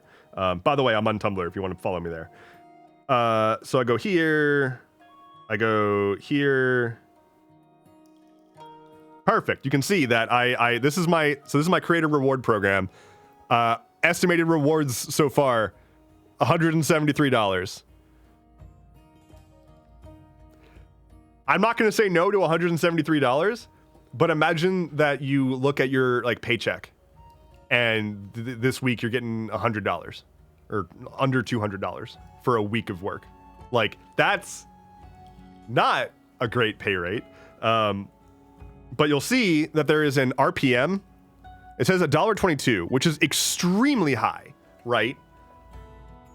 That's actually, no, you wouldn't have any frame of reference. It says $1.22, which is the highest I have ever seen it. That is how much money you get per 1,000 qualified views. Qualified views is an entirely made up thing that they don't really explain thoroughly. So they just decide what views on your video actually count to be paid out.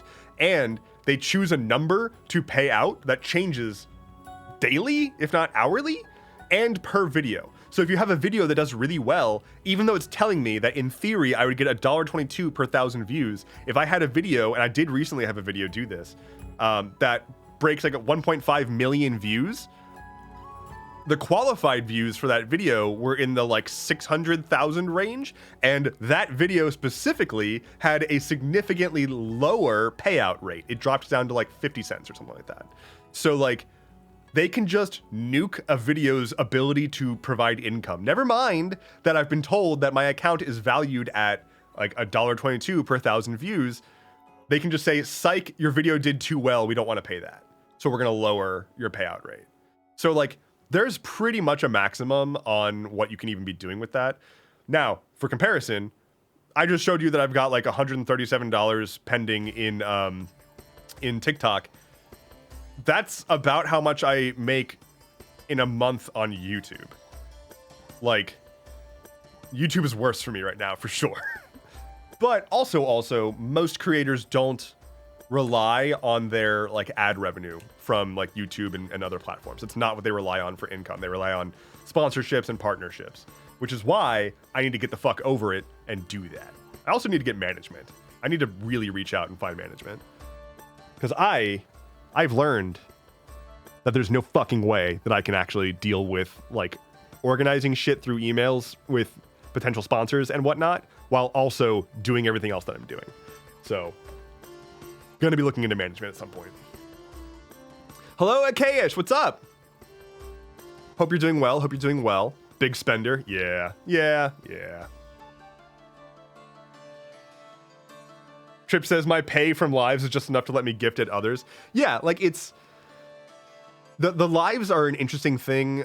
They can bring in some more money. I know, like, there's unfortunately those creators that just try to like farm gifts through lives.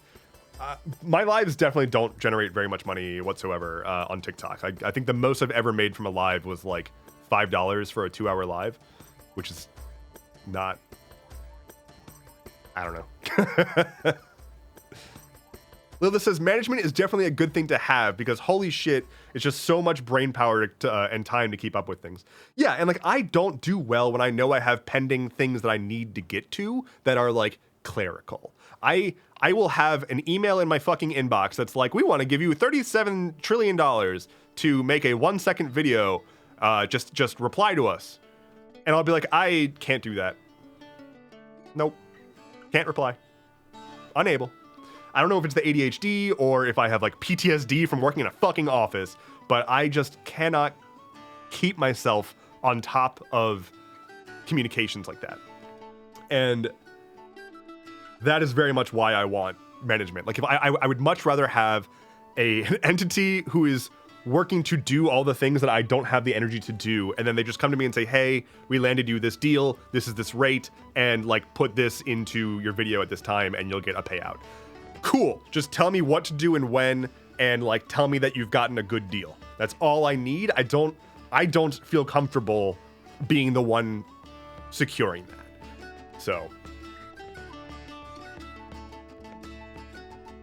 it might be the ADHD because, oh my God, same for work. I hate doing the paperwork side of crap. Yeah, like at work, like when I was a software developer, if I could just do, I don't know, the software development, that would have been good. But the majority of my work was like staying on top of emails and going to meetings about having more meetings. I can't. A lot of people ask like if I see myself going back to tech at some point. If content creation does not work out for me, which is like a very real if, I don't know what I do next because I truly don't see myself going back into tech.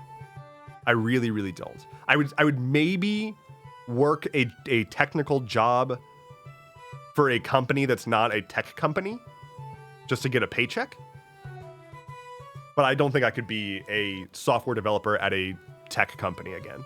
I don't think I could do that again. It's too fucked up.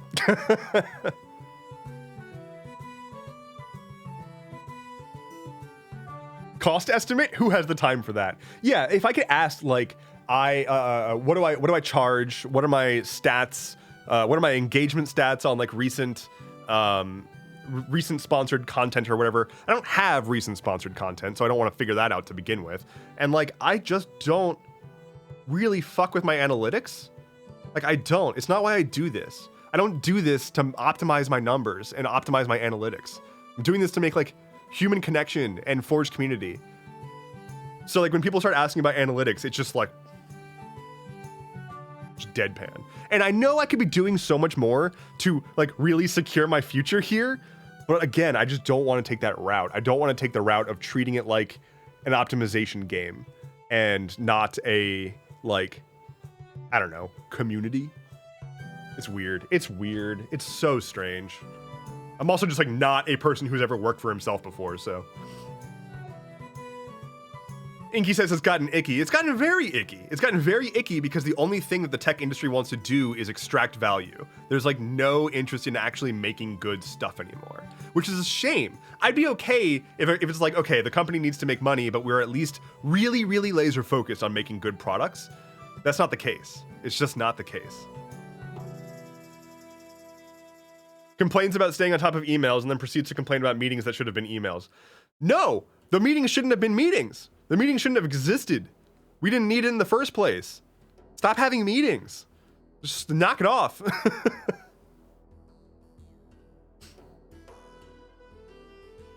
Uncivilized Dan says, honestly, I want some boring accounting office to hire me to keep their 15-year-old email server in the back running. I don't want to deal with big corpo and especially not fintech ever again.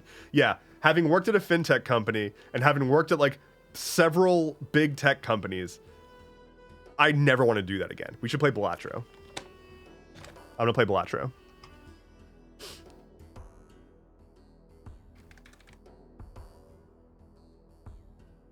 I've switched my category.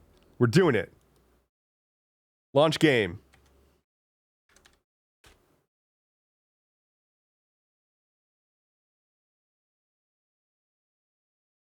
Playing Balatro is definitely better than working in fintech. I agree. Oh, very much so. Ah. Okay. Shit. Shit. Boop. Hello? Hello? There it is. Okay. We got it. Balatro time. Let's do it. Did I? Oh, yeah. I was on a run last time that I couldn't finish my run before I got too hungry. Let's finish that run from last time. What was I doing? What is this? This is Balatro. Welcome. Welcome to life. This is I would describe it as digital meth.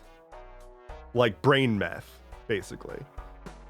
It is a poker themed solitaire game, basically.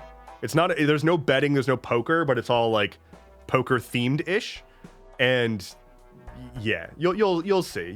I'll start over and talk through it as well. But for now, let's finish this run up. What are we doing here? Let's redeem the petroglyph. Fuck yeah. What do I have going on? Oh yeah, the bootstraps bull combo. Fuck yeah.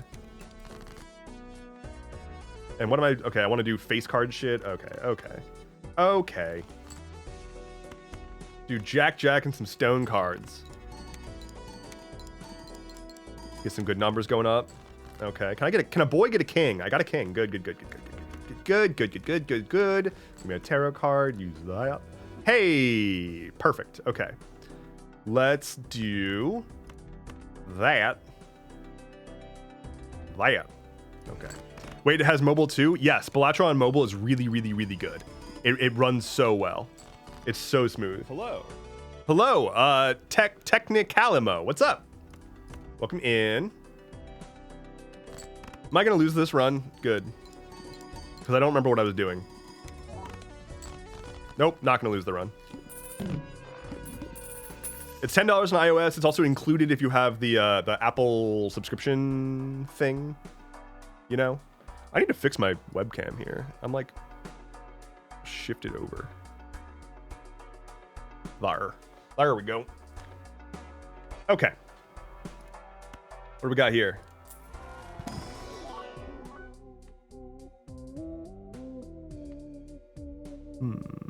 Hi, technically I'm Mo, but I prefer being Callie. How are you? I'm doing very well. Lila says, oh, I just realized your chat overlay uses my Discord icon and not my Twitch icon. Neat. Yeah, so for anybody who's in my Discord server, if you've connected your Twitch account in the Lodge, which is the community hub app that I built, you can then get your Discord name and avatar, and also like you can customize your color and customize your nickname and whatnot for how you appear on my stream chat. So if you wanna customize all of that, you can get started by joining my Discord. Skip. Okay. I'm gonna start over because I don't remember what the fuck I was doing this run. And we already beat that run anyway. So let's start over. For those who do not know what Balatro is, it is a game in which you are trying to beat this score here. So I'm trying to beat a score of 300 by playing poker hands. Each poker hand is worth an amount of chips, which is this blue number, and a multiplier, which is this red number. After you play your hand, the chips gets multiplied by the multiplier, and that's the score that you get. And I want to score at least 300 for this round. And then what you do is you get power-ups and you buff up your deck. It's like a deck builder kind of, so you can modify and enhance your deck over time, but you also get bonus cards. You also get things that upgrade certain types of poker hands, so you want to like optimize for certain hands. And you eventually get a build going and you try to get as far as you can. It is a poker-themed solitaire roguelike is what it is. I'm so poker illiterate, so I will just watch. So the only poker related stuff is hands, which are these, and they tell you what they are. So for example, a pair, right? If you play 2 cards of the same number, that is a pair, right? Callie says, well, thanks for acknowledging my presence as a human being in your stream. Just found you on YouTube this morning. You seem nice. Well, thank you. Yeah, everybody in the stream is a human being, I hope. If you're not, sound off. There are a few cryptids here. That's fair. But yeah, so a pair is two cards of the same value. 2 pair, which is 2 sets of 2 cards of the same value. A full house is 3 of one type of card, 2 of another. 4 of a kind is 4 of one type of a card. The only ones that are like maybe kind of difficult are like a straight, which is 5 in a row. So here the example is 7, 8, 9, 10, jack, and a flush, which is 5 of the same suit. But like, if you don't know these by heart, you learn them pretty quickly as you play. Hello, Fellwing. Okay, so I'm trying to make these hands, and I have a handful of discards to draw on more cards and try to like go fish for certain stuff. So, for example, here I've got a 2 pair. This is going to give me 20 chips times 2, so this will give me 40 chips plus chips for each of the cards that I play. But I'm going to try to do better. Hello, Handcrafted Mage. Welcome in. Okay, I'm doing better. I'm gonna keep trying to do a little better. Good. So what I did was I went fishing for a straight. I have 10, jack, queen, king, ace, and that'll get me the 300 points in one go. If you are able to use fewer hands, you get more of a payout to then upgrade stuff in between rounds. So after every round, you get a shop. The shop has a bunch of various upgrades and whatnot. So yeah, I went fishing for a straight, Dev 2025. You know, sometimes they're hard to find in this economy. Who can afford to be straight in this economy? If you're not like a hyper queer duo, triple polycule McTwist, then like, what the fuck are you doing? Let's ride the bus. We're gonna ride the bus. So this is important. Everybody get your bus hats on. Everybody put on your bus hat, okay? Okay. So ride the bus is a Joker +1 multiplier for each consecutive hand played without a face card. So we hate the bourgeoisie here. All right. The kings, the queens, the jacks, they can fuck right off. From here on out, we are riding the bus. Let's get that. Move on. My monogamous self will go sit in the corner. It's all good. I'm monogamous too. It's okay. I don't have the whatever gene is necessary for being able to handle the anxiety of more than one relationship. I very much lack that one. Fuck, I've got 3 kings and 2 8s, and I don't want to use the kings because I'm riding the bus. All right, let's... Okay, well now I've got 3 8s. Get rid of the queen. See if we can get that other 5 or 7. Nope. All right. 3 8s it is. Sir Burton74 says, hello, Yellow Crowbar, sir. I hope you are well. You are a joy to this world.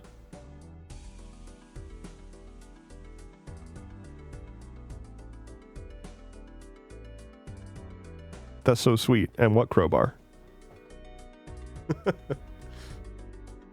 All right. Ooh, 4 5. Oh, 3 4 5 6 7. Oh wait. No. Okay. There we go. I'm so bad. I said this last time. I'm terrible at identifying straights, which it just sounds very funny to say that. But I'm so bad at seeing that pattern of like incrementing numbers. Ooh, Turtle Bean. I love Turtle Bean. Ooh, Spectral Pack. I love Spectral Pack more. Ectoplasm. We like Ectoplasm. So Ectoplasm turns one of my jokers negative, which means that it doesn't count towards my maximum limit of jokers. So that's very, very, very good. Why are your clubs blue? I never saw that option. It is the high contrast cards option. It increases the contrast of clubs and diamonds, or it recolors clubs and diamonds to be more easily identifiable from hearts and spades, instead of just being black and red.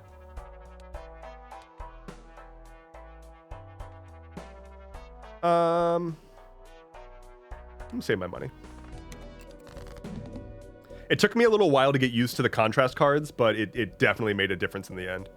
Are those Cult of the Lamb hearts? Yeah, so you the game has like a bunch of different like third-party other game representation in it. So there's like Among Us, Binding of Isaac, Cult of the Lamb, and Divinity.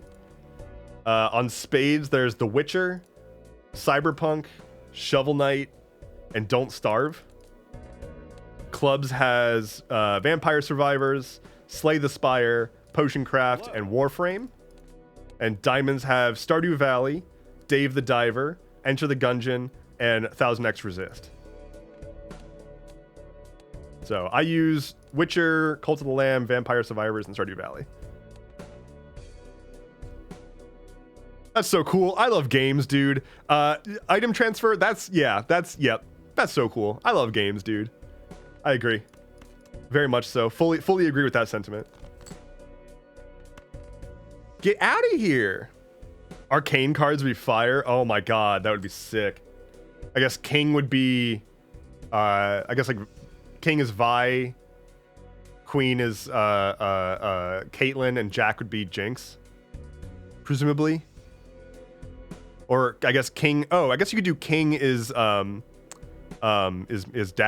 What's his name?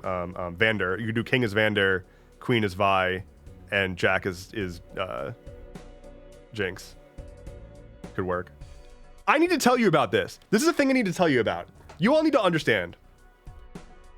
This is a thing. I need you to, oh my god, Ambessa, my beloved. Okay, so you need to understand a thing, and I need this to be a part of your life too. Congratulations. I'm about to just install a new phrase into your brain that you're not going to be able to get rid of. So, I played the absolute hell out of Fire Emblem Three Houses. I love Fire Emblem, all the Fire Emblem games. I fucking love it. Fire Emblem Three Houses, excellent game. I want to play it on stream at some point because that would just be fucking hilarious.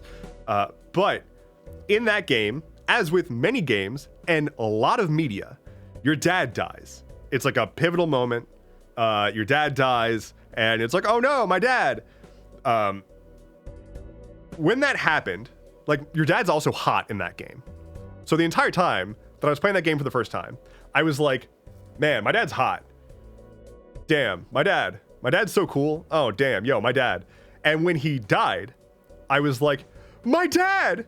Oh no, my dad! And ever since then, I cannot stop identifying media where they have a, like, mentor-y father figure who then gets killed. And that's my dad. So every father figure in every piece of media is my dad. It is just the concept of my dad. So when Vander gets Vandered, it's like, my dad! Oh no! And I cannot take any story seriously anymore because fucking every story has like a nice, kind-hearted father figure. Doesn't have to be a literal dad. My dad can be a woman. My dad can be anyone. But the concept of my dad is just mentor figure who fucking dies. And you can totally call that they're gonna die. And when that happens, you go, my dad! Cannot get it out of my head, and I hope it curses you as well. Let's ride the bus. 6, 7, 8, 9, 4. Damn it. Get out of here, the king. Our dad. 5, 6, 7, 8, 9. Hell yeah. The collective dad. Yeah, it's the abstract concept of my dad, right? It's our dad. Father, help! Father, help. God damn it. God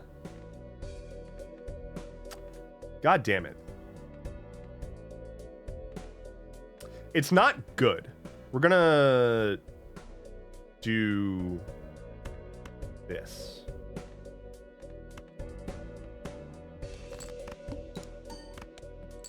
Okay. Salvaged. Not great. Still not good. Still quite bad. Just sort of do this. Okay. Okay. Get me over the edge. We crawled our way over the edge. That's good.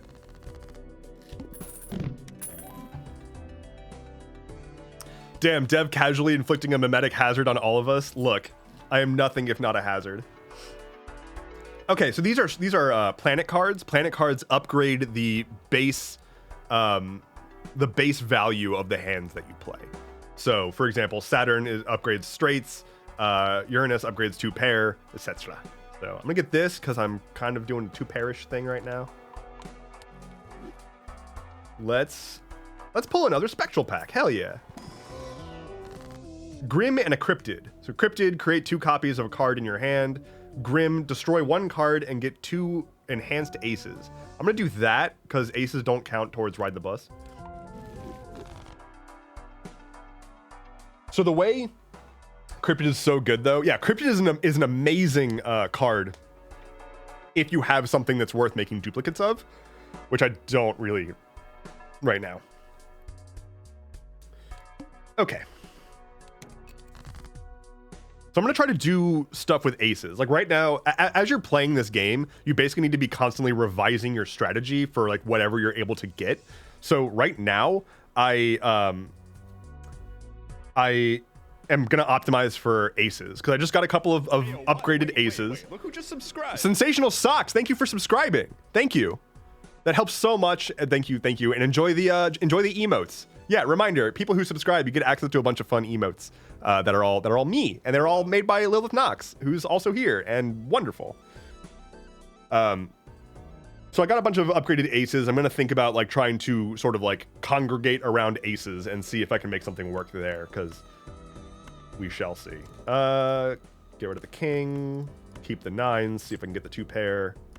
I want to try to pull another ace, which should be okay. Well, now I've got a 2 pair on 9s and 7s. I'll just do that. Boom. Winning. I don't love to-do list. I don't super love to-do list. Supernovas. Okay. I'm gonna get Supernova. Just to get a little bit of extra molt. Why are you pulling me? Okay.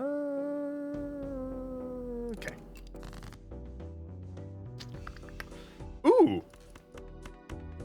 A nice, just a full house, just sitting out for us to enjoy. Hell yeah. Forget the list, I don't like to do. Very fair.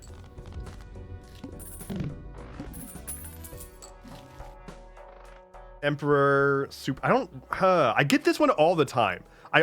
This card always comes up in my shop and I never want it. It's okay if you're doing a build that like is leaning into playing straights, but like, eh.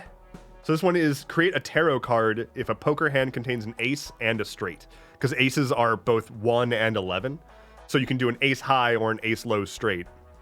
And like, if you play a straight with an ace in it, then you get an extra card to like customize your deck. But it's so specific.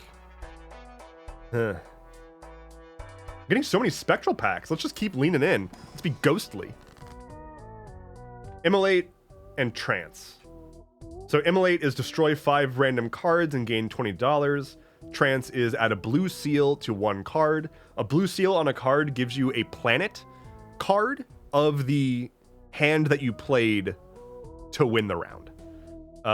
Let's do that, actually. Put that on a 6. I don't want to destroy all those numbered cards because I need them. And we'll use an Emperor. What do we get? A star and a strength. Okay. Okay. That's good because spades are debuffed. Let's do this. Let's do that. That's not helpful. That's exactly what I just got rid of. Okay. Turn all y'all into Diamond. And then wha-bam.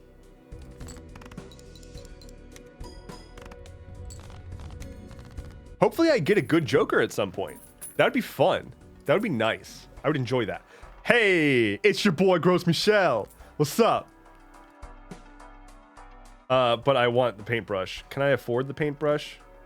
6, 7, 8.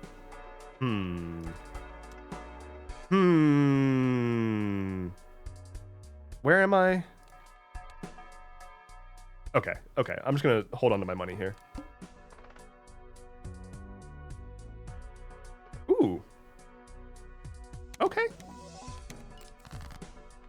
What do we got? What are we working with? Get out of here, you fucking overlords. No. I could do a 4 of a kind.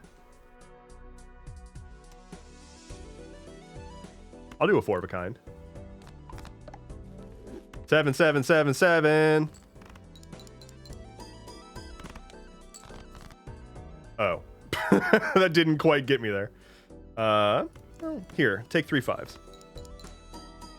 It's been almost a year since the key bridge collapsed. That's wild. Also, I already lost my Gros Michel.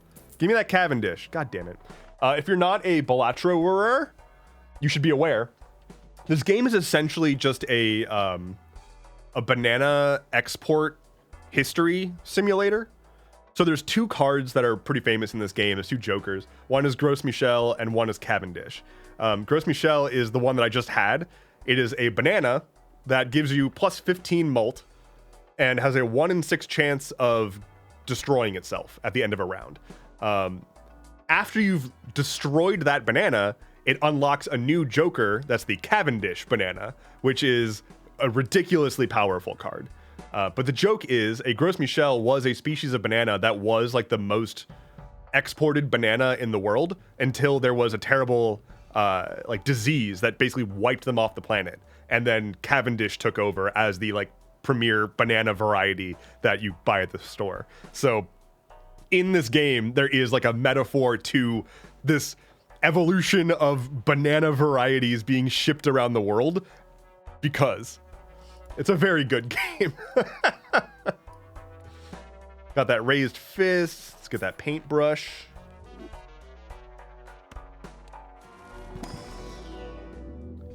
None of these are great. That's okay. Arcana pack. I want to... Ooh, I will bump up my king to an ace and my queen to a king. I'll get that. I don't like this card, but whatever. I hate this boss.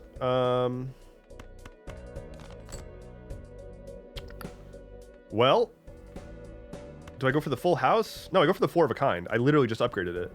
Wait, no, I go for the full house because it contains 2 pair, which gives me plus 80 chips. Yes.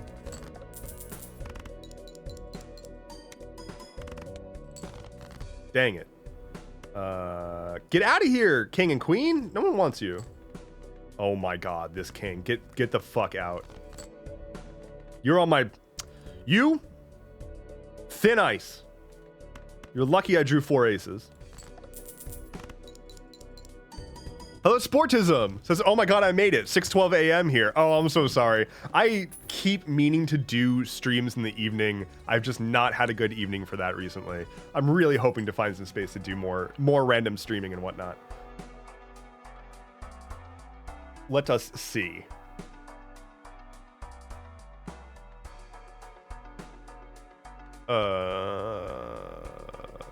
I'll take this. I'll take that over the showman. That's fine. Get that.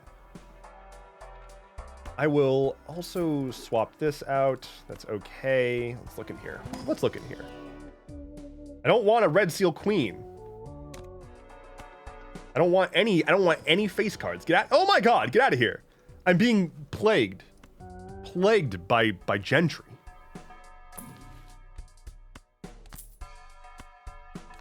Get that strength card. Good. Next. Cavendish gang. Hell yeah. If I can pull the Cavendish, I'll be a very happy camper. Okay.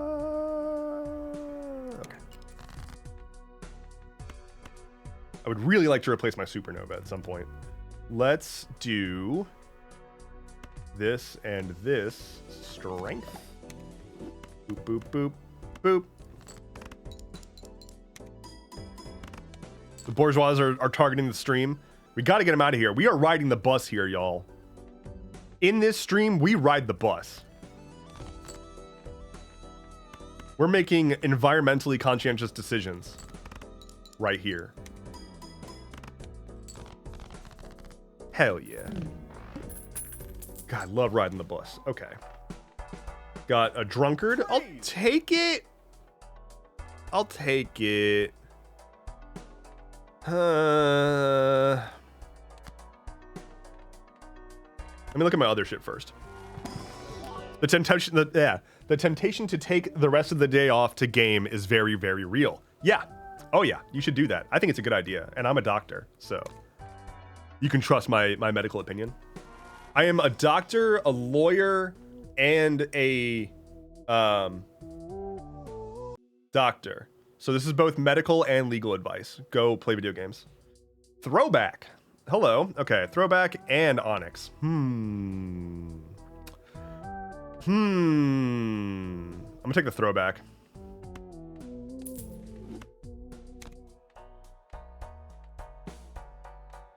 Ooh, but I could also do this, do that, and then buy that. Hell yeah. It does nothing. Full house by 3 levels? I fuck with that. Okay. I would like to get a full house, please. One full house, Garcon. That's not that. You didn't do that. Garcon. Garcon, Garcon.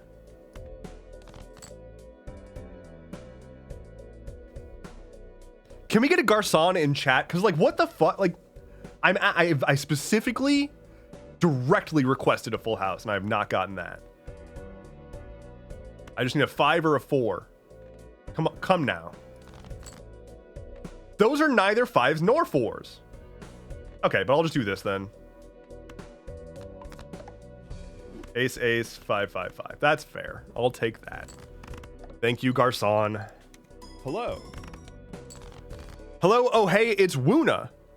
Is this the Wario version of Oh, hey, it's Gina?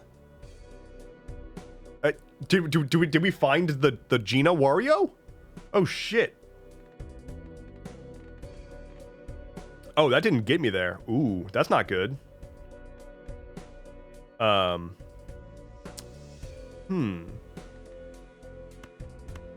riding the bus though. Not good. Okay, 777. We fuck with that. Let's just like do this.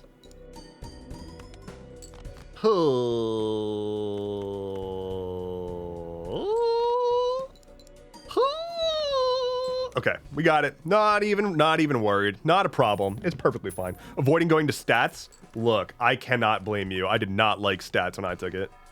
It was rough.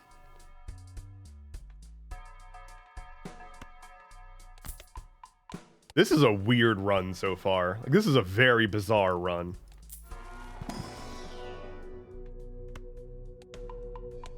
Asterion is my gay bestie. I don't think I've I think I romanced. Oh, I romanced Asterion. No, I romanced Gale as Asterion. If you haven't fucked Gale, it is a cosmic experience, literally.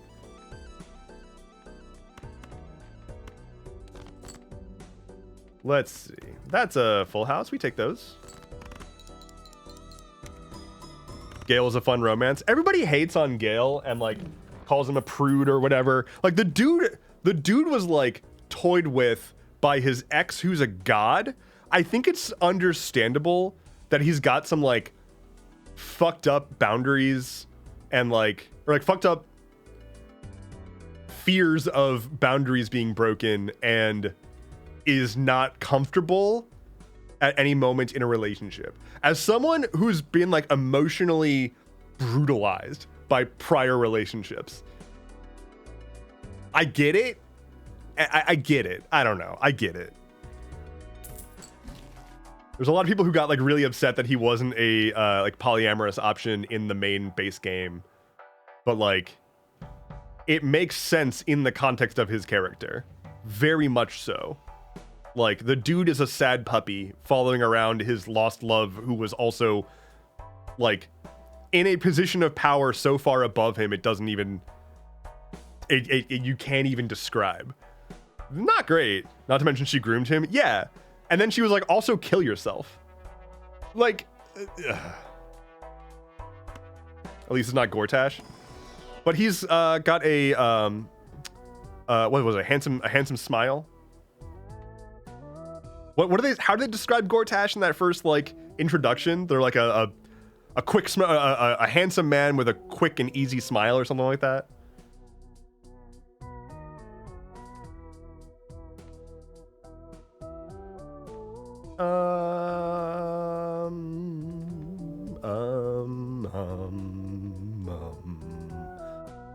I guess I'll swap this out. Gortash reminds me of an onion. Gortash is a fucking butterface. It's very confusing. They're like, oh yeah, Gortash, he's this like smooth, gorgeous guy. And then he looks like great value Gerard Way. Yeah. Very much looks like great value Gerard Way.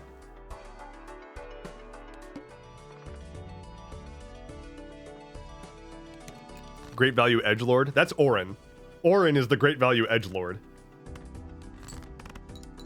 Orin is a deeply uncompelling character. It's really upsetting. I wish that she was like cooler than she is. But she actually just kind of sucks.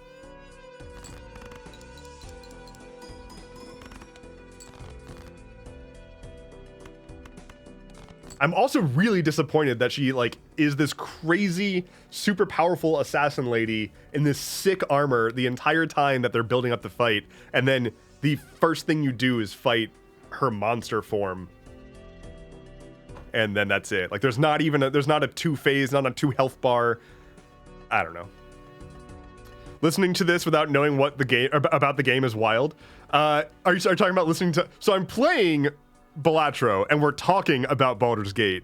I'm very sorry that this is deeply confusing to people. I should probably focus on the thing that I'm playing. Hello. Hello, Jen Elliott. How's it going? Welcome in. Thank you for the follow. Good to have you, etc., etc. Justice for Orin. I was so disappointed. I was disappointed. I'm gonna put up we're gonna do a quick spoiler hand. This is a Baldur's Gate 3 Act 3 spoiler for the Dark Urge run. So as long as my hand is up, I am gonna say spoilers. 5, 4, 3, 2, 1. Okay. In the Dark Urge run of Baldur's Gate 3, you find out that you are... What? Wait. Look who just subscribed. SV Ty, thank you for the sub. You find out that you are the son of, or the child of Baal, the god of murder, who Orin, one of the final bosses, also is. And so you eventually have a showdown. Like that's like a subplot for you, is you have a showdown with your sibling, and you're both the children of the god of murder. The showdown is really cool, and it's different in that run. It's a 1v1 in that run as opposed to like a big fight. And I like one-shot her. It was so disappointing. Anyway, end of spoilers. I wish they gave Will more love, like in general. Yeah, they really screwed Will and Karlach in that game. All right, what the fuck am I doing? I need stuff. I need power. I need Balatro. I played 70 hours of Balatro, but stuff still happened. I wish it was just 70 hours. Oh, I wish it was 70 hours. It's not good. I've played so much of this game.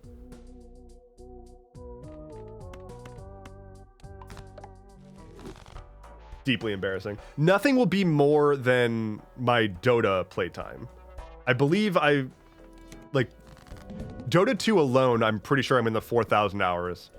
Dota 1 is probably more than that by like 2x maybe. I don't think I will ever play a game more than I played Dota.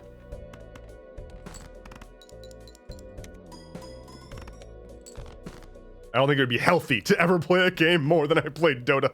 Oh my god.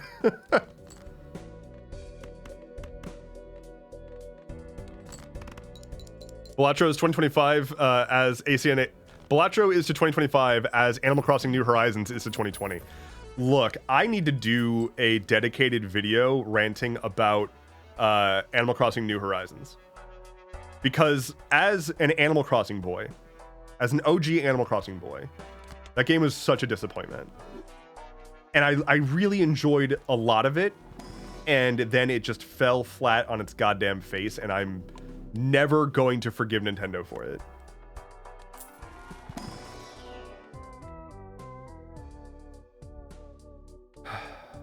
I really, really want a better card, but I guess I'll take the splash. I hated how they just dropped it. No patches, no new content, just nothing. Yeah, like, it had so much that they replaced content with customization. Customization is not content. Customization doesn't do anything if that's all you do. Like, just play The Sims. But, like, The Sims also has content. But that's a better game for doing customization.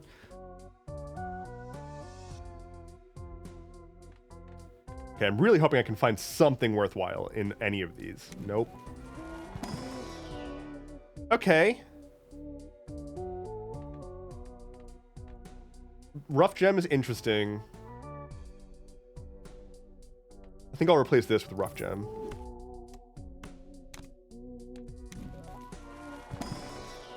And, ooh. Well, that's unfortunate. Yeah, I'll replace Splash with that. I love Animal Crossing New Horizons for what it is. They put their focus where the loud people were in the fandom were demanding, and they've hopefully seen that it wasn't the majority that wanted it for and correct for the next installment. I think they over-indexed on that stuff for sure. I don't understand how they signed off on the amount of content that they removed from previous games.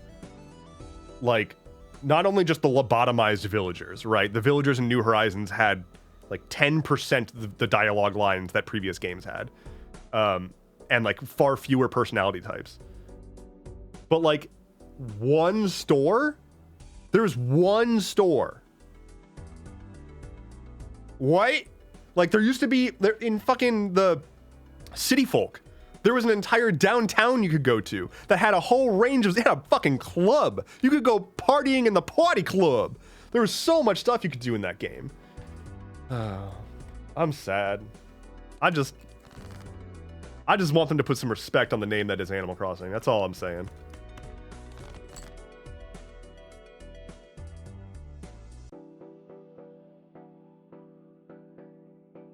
The thing I didn't get is how everyone seemingly went gaga over the Adam Conover villager. Wait, what?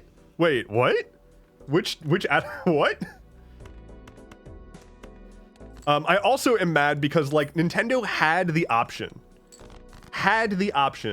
to like this game took the world by storm, right? Like this game, Animal Crossing New Horizons came out and everyone was all over it because we were all stuck inside of the pandemic, and it was could have been an amazing way to keep in touch with your friends, if only for the fact that it was a game made by Nintendo, and so all of the online capabilities were just hamstrung from the start. It took like several minutes to go visit somebody else's island, and like so much dialogue and like multiple save screens and multiple loading screens and a long ass like introduction cutscene as you're flying to their island. If I could have just pulled out my character's phone and pulled up my friends list and clicked on one of them, and I would just like boop to their island, that would have been amazing. That would have been so cool to make it feel much more seamless, much more like an engaging, like live service experience kind of thing. I do like Hiker, but it's too late to get it.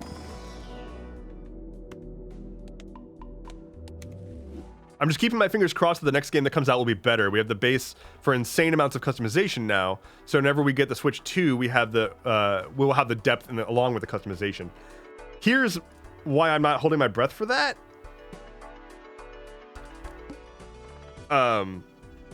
It was like what, 14 years between the previous Animal Crossing installments and this. So I just don't know if we're gonna get one before I'm dead. It's like waiting for the next Skyrim, you know?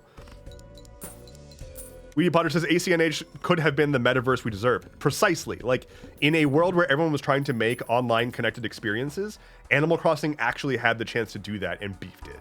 Just beefed it royally. Grab some of these. I do want seed money. I do want seed money.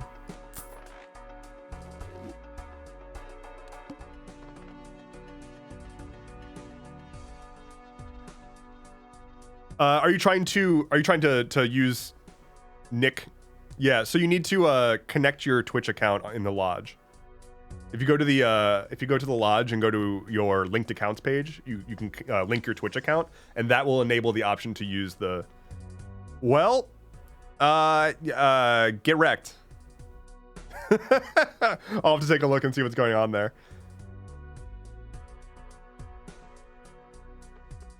Boop. Have you tried getting good? The Raymond villager looks just like Adam Conover, but everyone was thirsting over him. There is exactly one villager that was worth thirsting over, and that's Colton. And that's because Colton has an impeccable style and perfect taste. Can we pull up? Can somebody in the studio? Can we pull up Colton real quick? Let's see. Yeah. Okay. I've got my studio aides working to pull up Colton. Animal Crossing. Yep. They're doing the research right now. They're finding him. They're pulling up just an amazing picture of this perfect lad. They're opening an image in a new tab, and then they're preparing to share my screen. That's what's happening. This is all being done behind the scenes.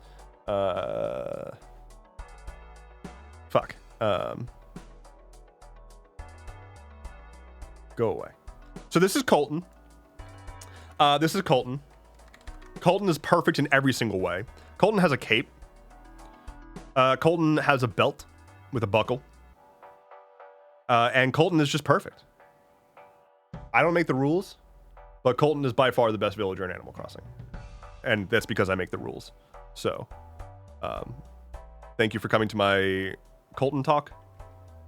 Back to the card game. Oh god, Lilith wanted me to hydrate 27 minutes ago. I can do that.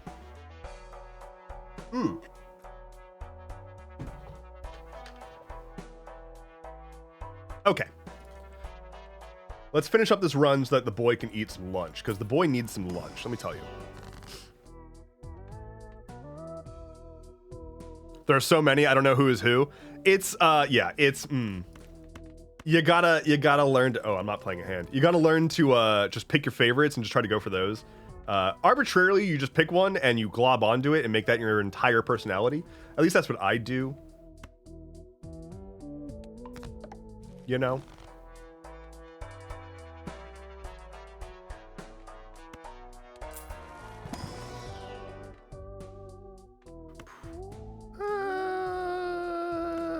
I'll take the golden 3. Hell yeah. Yeah, Sportism, get wrecked. Just get absolutely fucking owned. I don't know why it's not working for you. I'll have to look into like what happened. I'm assuming it just didn't connect or something. Like you've actually gone into the lodge and you did the like connect my Twitch account and it says your Twitch account is connected. Because if it says your Twitch account is connected, it should be working.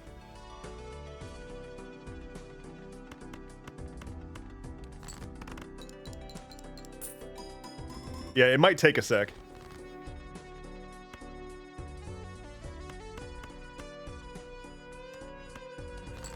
I damn near played a queen. That would have been real bad. Oh, hey. It worked for Cloud. Excellent.